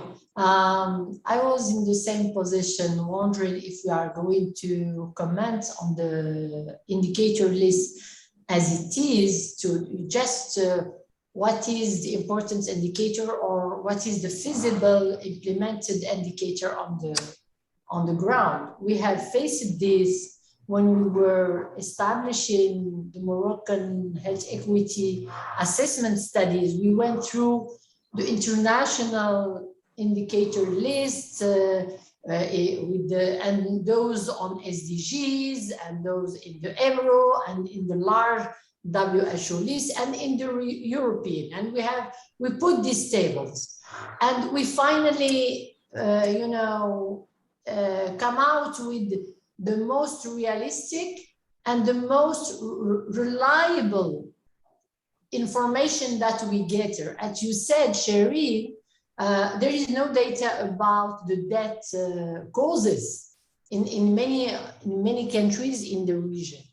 At the same time, there is also the limit of disaggregation of this data as it is collected now. So if it comes to me and you want me to comment and to choose from this list, I will say, normally, all countries have embarked in the 2030 agenda. And we have also signed and following what WHO EMRO is recommending as a minimum list. So at least we need to keep what is mentioned in these two columns. But based on my experience, I will add the life expectancy, the healthy life expectancy at birth and at 60 that we have calculated with people who are comfortable with that, and it's very informative. It makes the difference. To have a life expectancy at birth is something, and healthy life expectancy is another thing. It reflects the quality of life without limits and disabilities. So for me, for all the how to say it, all the indicators, the minimum is because we are not covering. It would be very interesting if we would have a third column putting how many countries are reporting an indicator. Like we know you have put it in the text, and I can't go through the text, but it will be very informative if we can capture this in this table and have a third column and say, look, in the indicators of health impact, we have like 4 or 5 countries among 22 who are having 4 indicators. It's a shame. And we need to find a way to collect this information and to help countries to do it. Because if we didn't provide with the right information, we will never embark on the SDGs, on the social determinants of health approach in the region. We need to put and to stress the importance of providing with the data. And as you said, Shireen, from the beginning, we cannot make it without this information, without this evidence. And the COVID-19 have, it's a good opportunity for all of us, and especially for, those who provide the evidence to stress the importance of working on that, and at least having the SDGs and the WHO EMRO core lists updated for, of course, that are implemented, at least. Okay, great. So Shireen, would you like to go to the next table? I don't think there are any other further comments raised on this. I want just to share with you some of my queries here. First, I feel that, as Raja said, that the COVID-19 statistics has to be on our information system until this pandemic ends. The second thing, I can see infertility, very important in our region these days.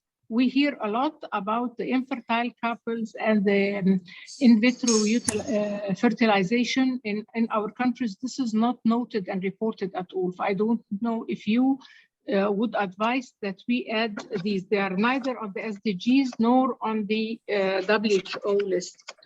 The last, we have also the hepatitis B and HIV in the SDGs as incidence rates. We don't collect them, but we collect them as prevalence rates in population-based studies. So maybe we can use these prevalence rates as proxy to the incidence rates. The last thing, what do you think about putting disability as an impact measure rather than social stratification as a social stratification measure? But it's not here, right? No, it's the last one, number 46. Oh, we can't see it. We can't see it on the screen. Let me go down. No, I'm just talking because I know that you have tables. Oh, yeah. Okay, oh, here yes, it is. right. You should have pulled up the report. Yes, of course, yeah. Okay. I will add, Shireen, I will add, besides hepatitis C, HIV, I will add tuberculosis. It remains a public health concern in the region. And it reflects really the social determinants. We all know that beside hepatitis, or in the contrary of hepatitis and HIV, TB remains a poverty-related disease. And when I say poverty, it's capture the whole social determinant of health in it. I will keep it from my point of view. And the second thing, it was about fertility. And I will say fertility and infertility. I wonder what's going on in the region, but we are recording in many studies, how to say it, we are going with this artificial, oh my God, can someone help? IVF technologies. Yeah, you know why there is many, we are reporting in some studies, the number, oh God, I will write it. Let me, I will come back to it by writing, looking for my words and not delaying you. I will come back with the comments. Right, but can I just ask you about the TB question? So you were saying to definitely include the TB incidence rate or the notification rate? The incidence rate. Yeah. The incidence rate. That's not, it looks like it's not a WHO. It's an SDG. It's the tuberculosis. It's not WHO core. No. But it needs, we need to reflect it as we are concerned by the SDG and by the social determinants of health. And we know that earlier TB disappeared in Europe, not due to the healthcare system, but to the elevation of the health status and the hygiene and the income, etc., of the socio-economical status of the population. It comes before the drugs and the vaccines. Absolutely. Actually, tuberculosis is an SDG indicator. Yeah. But the problem is that it's an incidence rate, and in our countries, we don't produce incidence indicators. So maybe a proxy for prevalence of tuberculosis would be better than the notification, because with the notifications, there is much underreporting for that. Yeah, I know. Yeah, you are right. You are right, Shireen. Maha, you wanted to come in on this discussion, I think. I just wanted to say that disability should remain part of the of these indicators. It's not an impact indicator, actually. It has to be part of this because it's one of the major issues that we have, and we see also in the determinants and how it plays a role and so on. So I would like to keep it here. It would be good. Okay. Any other comments to respond to Shireen's queries or generally on this table before we move to the next one? I don't see any other hands. Okay, so Shireen, should we go to the next table? I don't see any hands. Yeah. The next table is on the individual risk behaviors. We have psychological factors, behaviors, and biological factors. And I will come to the problem of fertility. Fertility will come in two things. Will come here as multiparity. Multiparity is not an indicator neither in the SDGs nor in the AMRO core list of indicators, but its multiparity is very important in our region.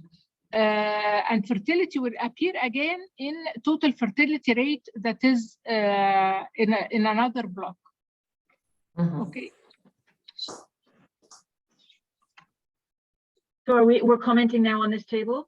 On this table, yes. Okay, so I have a comment just before I turn to others. So I think the, and this is something that I work on, but indicator 12 is very important. But the problem in this region is that we mainly have, we mainly have the DHS, we mainly have data on ever married women. So I think the SDG indicator is all women aged 20 to 24. And actually, this is a general, this is a general issue, I think, that I would like to raise around the indicators that we have in the region, that the coverage of the non-married women is very low, in terms of what we know about their health. But on the specific indicator about early marriage, I think this is why it's probably not a WHO core indicator. I don't know, because not all countries will have that for women 20 to 24. They may have it for ever married women. But I think it's a really important indicator, especially with conflict and forced displacement. And we know that these are factors that increase the risk of early marriage. So. Yeah, the problem with that indicator, Jocelyn, as you have just mentioned, that it is only measured on married women. And the second thing, it's measured on women 18 years and above.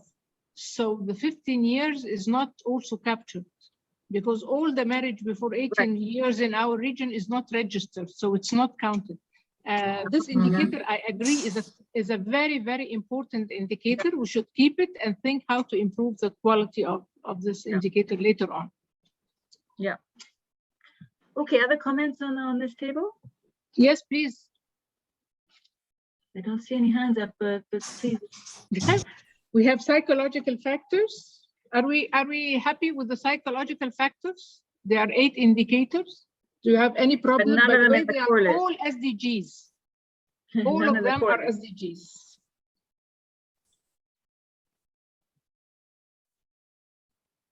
So again, it's the same problem that I just mentioned, right? The proportion of women and girls aged 15 years old subjected to sexual violence. I mean, we would only have forever married.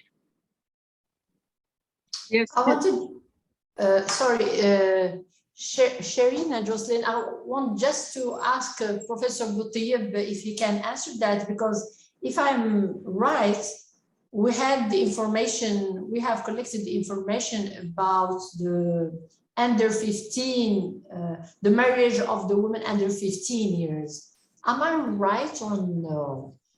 Or was it in a special study, or it was incorporated in the information system for the SDGs? We had this information, the women under 15 marriage.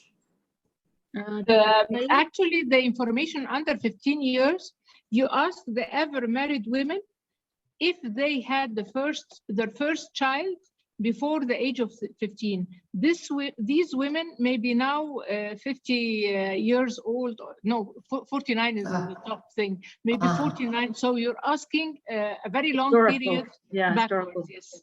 That does not reflect the true situation for the current people who are 20 to 24 years old. Mm-hmm. That's why indicator 12 is okay, because it's more recent. Okay, other comments on this table? It looks like so. How are we going to deal with it? We see that almost the first block related to child health-related psychological factor, and the one above, there is no one that is on WHO list. Yes, but they are all SDGs. Yeah, I know, but are we going? I'm asking because we are missing a lot. We are missing the whole, gender-related psychological factors. We are missing the child health-related psychological factors. I'm not the specialist, with regard to the most important indicators from those, but at least we need to keep one or two from this aspect, the gender-related and the child health-related psychological factors, at least. I agree, yeah. I will actually, indicator number 2 and indicator number 3 are not measured in our region at all. It's the violence by a partner other than the intimate partner, we never collected, and the proportion of people who are victims of sexual harassment, we never collected. Yeah. So these 2 indicators are, although they are SDGs, I don't know, are we really committed to report on all SDGs or not?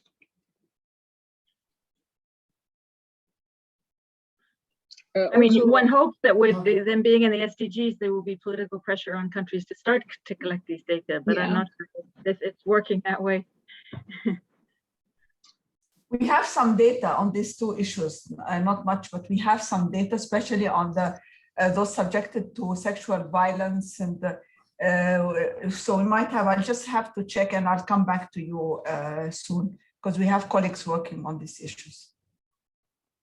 Yeah, we can keep, for example, the indicator 5 for the proportion of women and men, young women and men aged 18, 19 to 20 years, 29 years who experience sexual violence by age 18.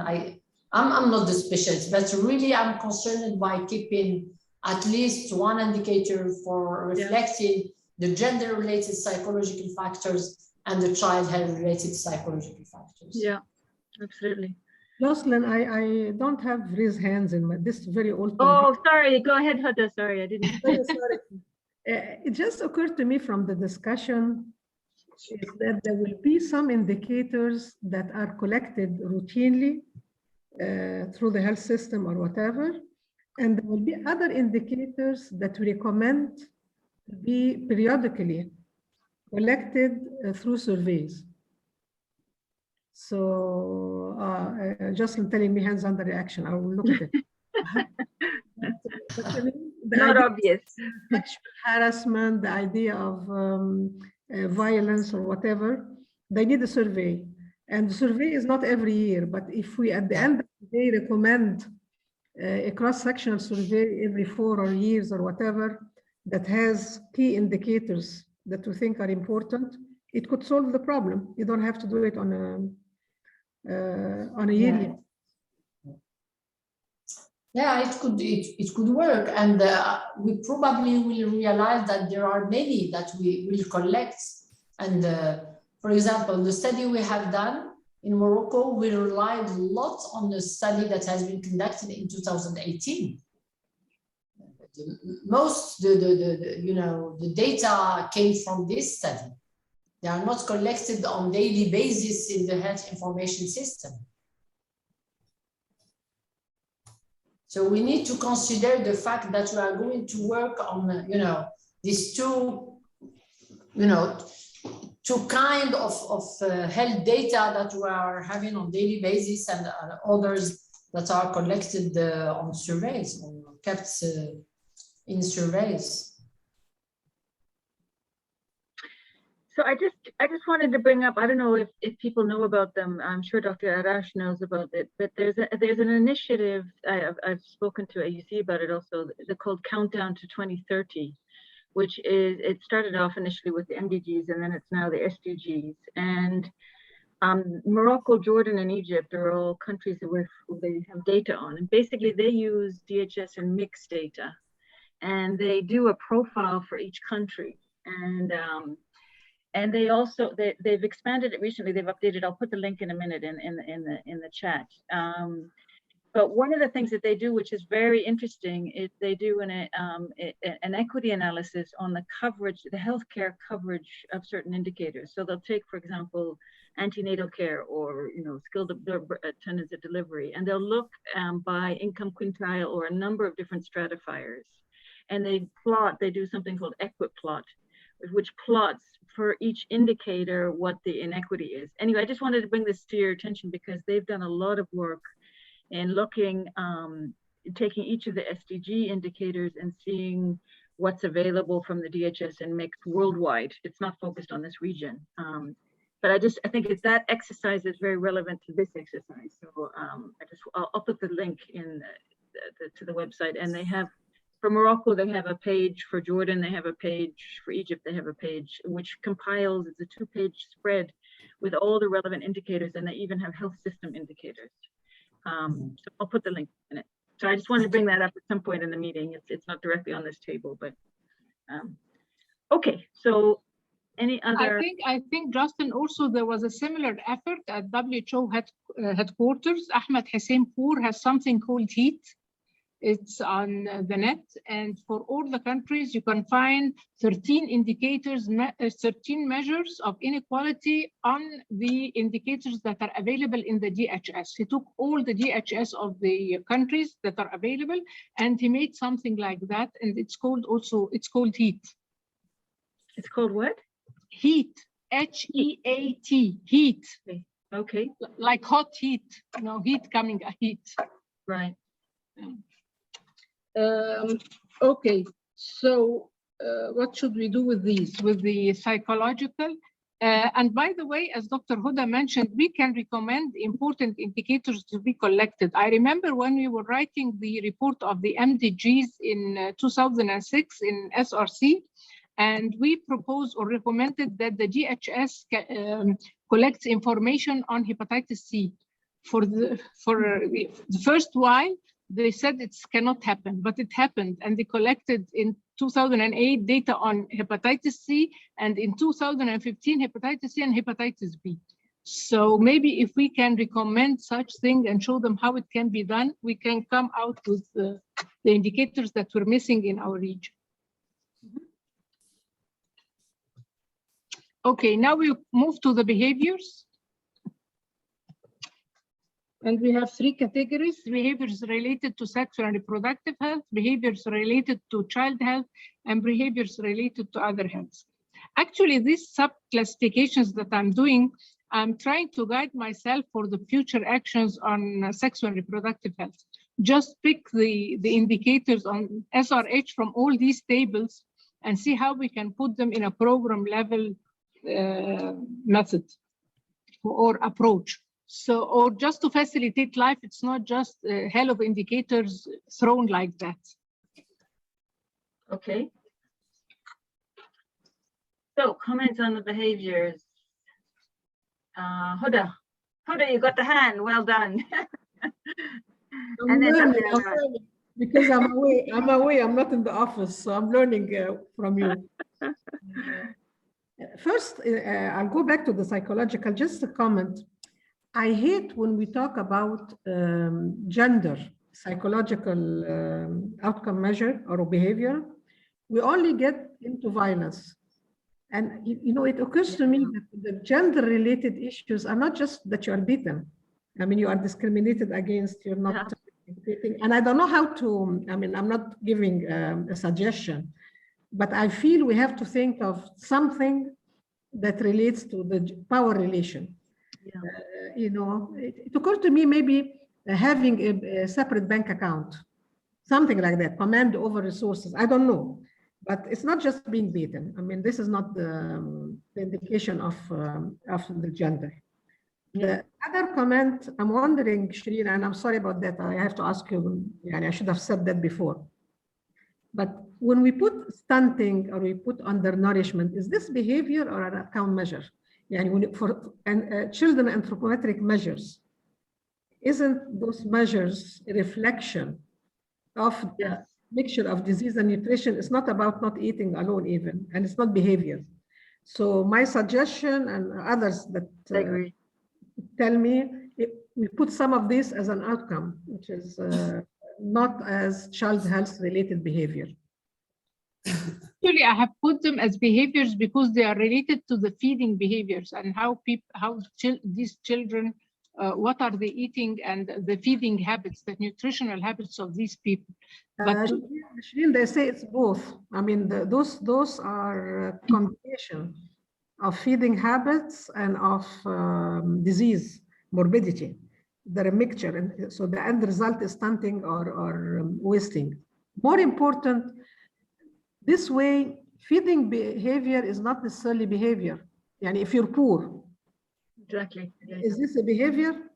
I'm thinking loudly. I mean, the outcome measure is anthropometric measure. The behavior would be eating lots of sugar or eating unhealthy food. This is behavior. Though part of it, of course, dictated by conditions, but at least it's something that you do.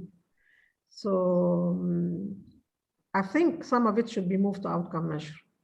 But also, even if you're poor and you're not giving your children the healthy food, it's how you behave out of the situation that you're faced with. By the way, I'm just trying to find an answer to the question. But if you all agree that we move it, the problem here, what about overweight? Overweight is not a disease. And obesity is not a disease. Morbid obesity is a disease. So the stunting, the wasting, the overweight, the obesity, they're not fully diseases, but they are something in between that result from bad nutrition. Anyway, this is just, I'm just thinking loudly. I'm hearing what Shireen said, and I will be more in favor to keep it in as it is, as a health-related behaviors. I beg to disagree. I'm actually in agreement with Hoda's reaction. I don't think undernourishment or stunting or even prevalence of undernourishment among adults can be considered a behavior outcome. It's not. I mean, it could be related to certain behavior, but we need to think of the overall behavior of that indicator. It's mainly linked with the social situation and also with the diseases. So, I mean, I would rather not to call it a behavior, these ones. I mean, I think I agree with sharing on overweight, obesity mainly being behavior, although they are not always behavior, but I mean, they're closer, so there could be kept there, but these ones I don't think it would look correct if you call them behavior. Yeah. Okay. And the other thing is a category that we call nutritional factors, and we put them under it as separate, not as behaviors.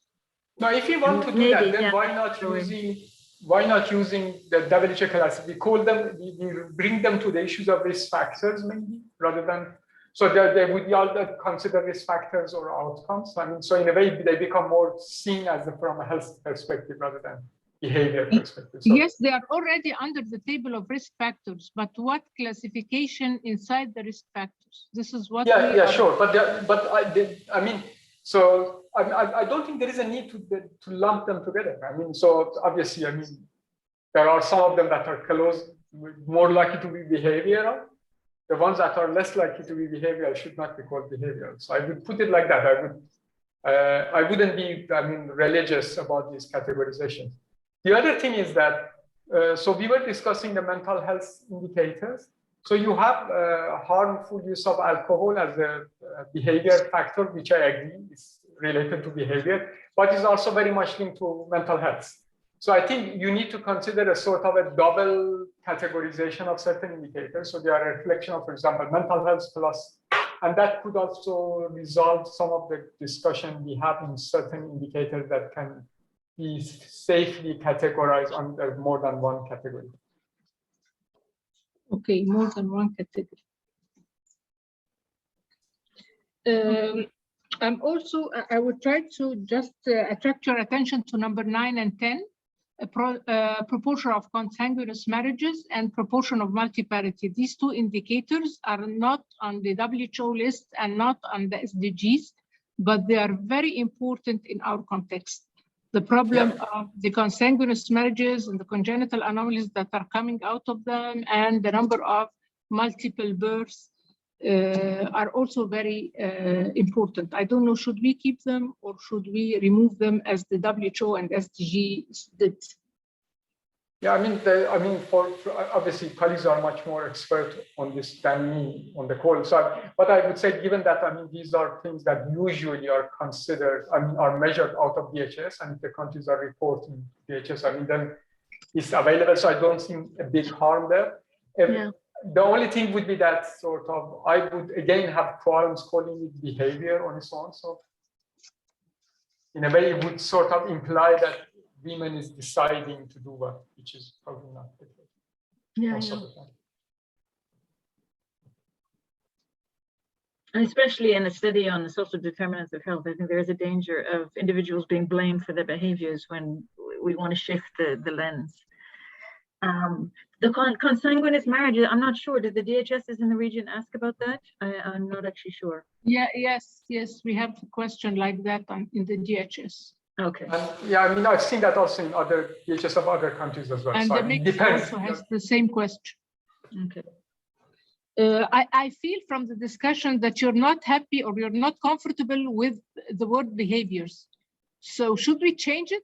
But I just took it from the block of the commission. The commission, they have behavior, psychological factors, and biological factors. This is what is written in the commission framework.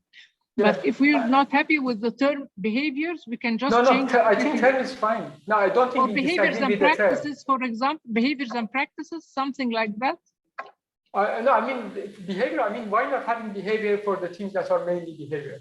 So I would sort of probably put it like that. Or if you can think of another term, but the problem is the categorization. I mean, certain issues there. I mean, here, there, and there. I don't know. It's a contentious. It's a sensitive issue, especially for certain indicators that are more related to lack of social or structural opportunities. So I think I would be reluctant to call those behaviors. Okay. And what about the biological factors?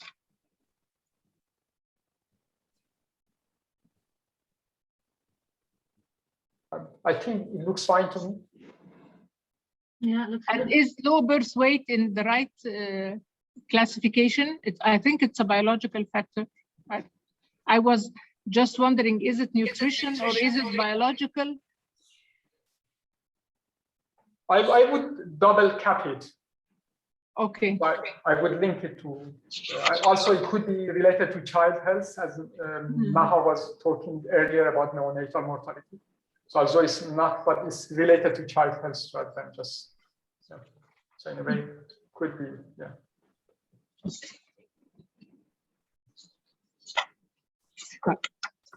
And what So about Shireen, we only have about 8 minutes left before 3 o'clock. So how should we organize the time? Should I move quickly on the rest of the blocks, and then we just, if you can just send us your comments or something? What do you think of that? Okay. Yeah, is that okay?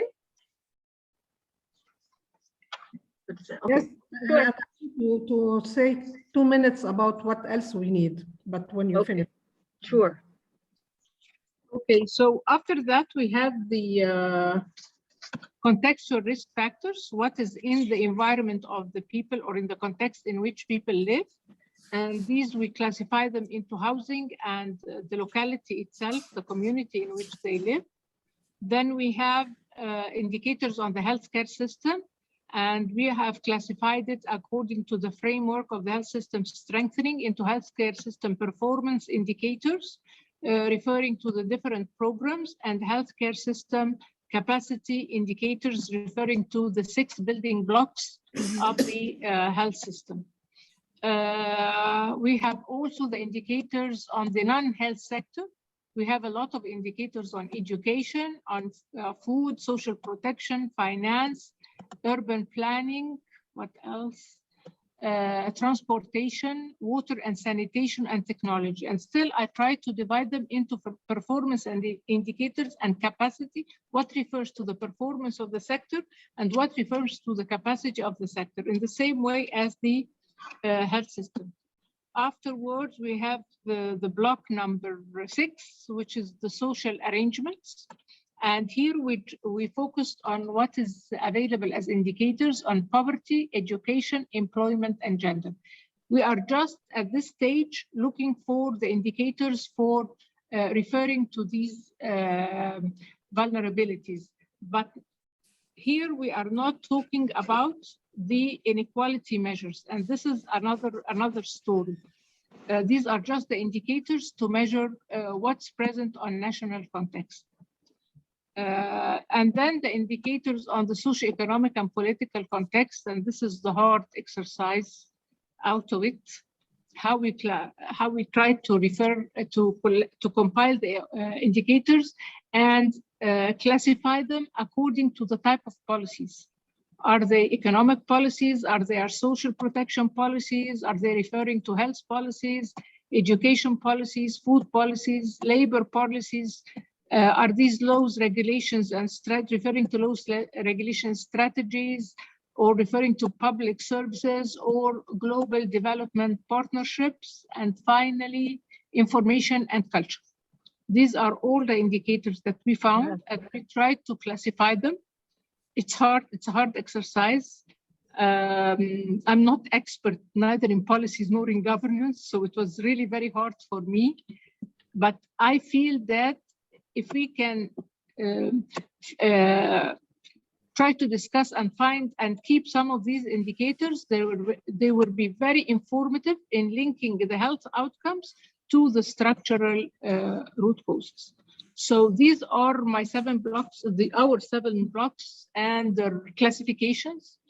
Maybe you need to have some time, think of them again. And if you want to send us your comments or your feedback, or I don't think it's just a one meeting opinion or a one meeting feedback that will, we still all need to think of them. Even we at SRC, we're still saying, should we put it here or should we put it there? Is it important or not?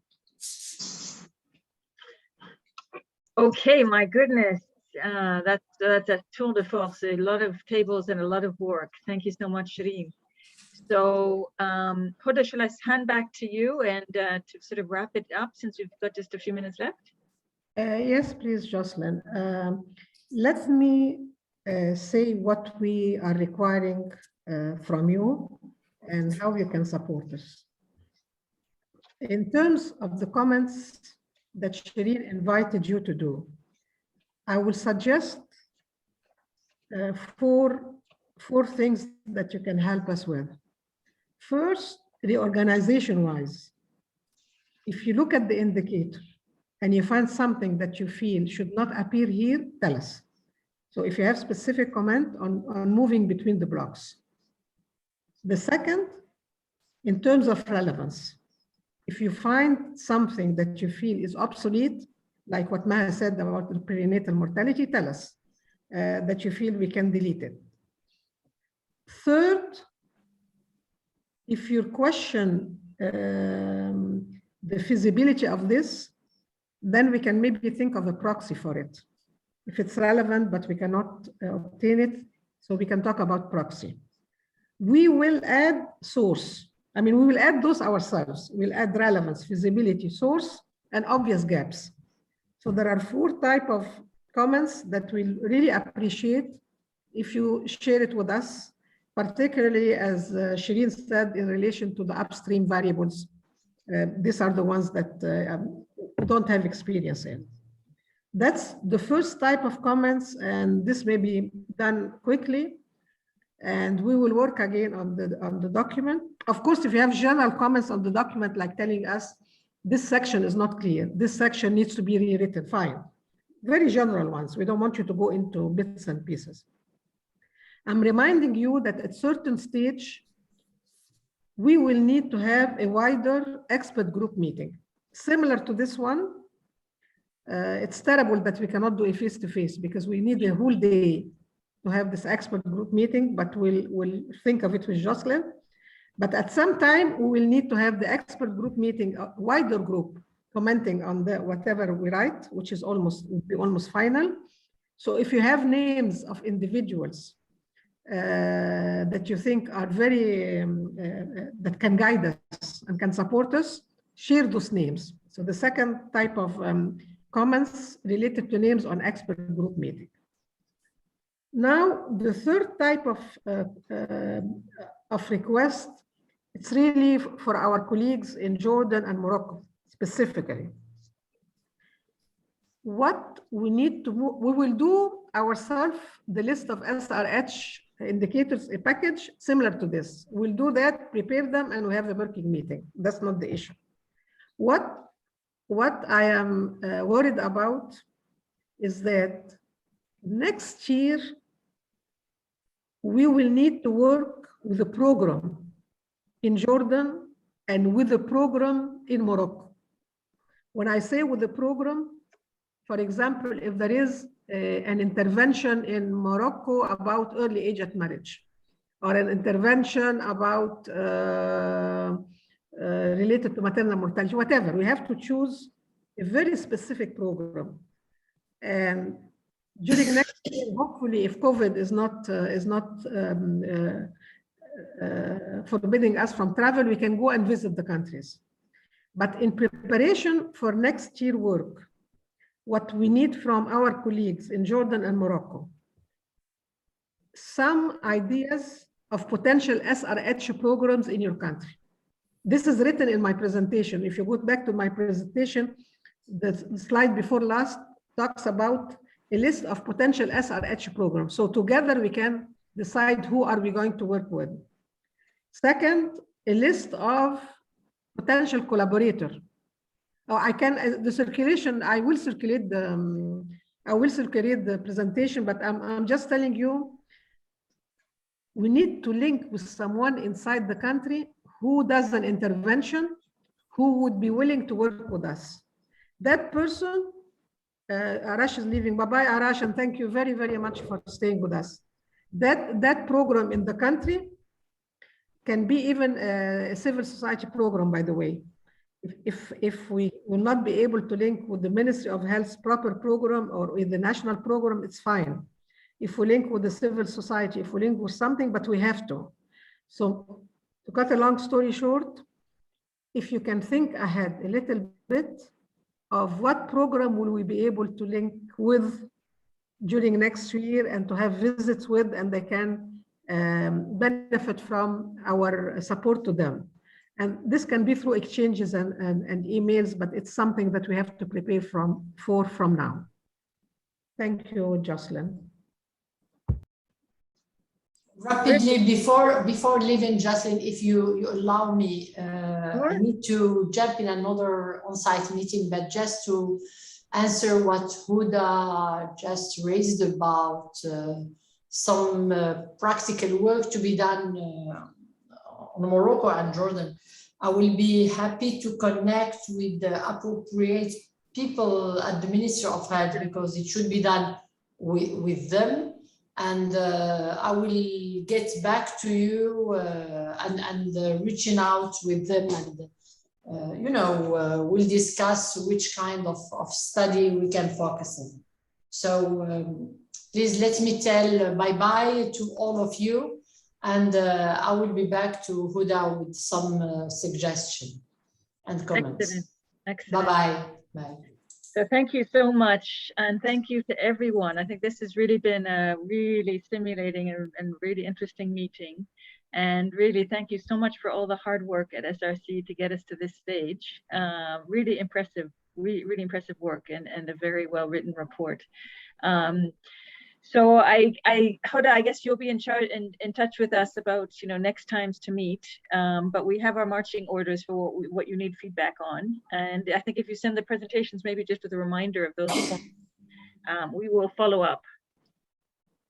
Sure, Jocelyn. We'll share all the presentation, and we'll be discussing together the next steps and so on. But I hope you like what you said. It's hard work, but I hope it shows. Oh, absolutely it does. Absolutely it does. Perfect. So thank you so much, everyone, for joining. And I know it's a busy time, and to stay on for 3 hours is not easy. But thank you so much. It was really valuable. Thank you. See you Thank you, next everybody. time. Thank you. Thank you very much for your feedback. It was really very inspiring, and looking forward to continue and come out with really a good document out of our work. Thank you. Great. Thank you. Thanks so much. Thank Bye, you. everyone. Bye. Bye-bye.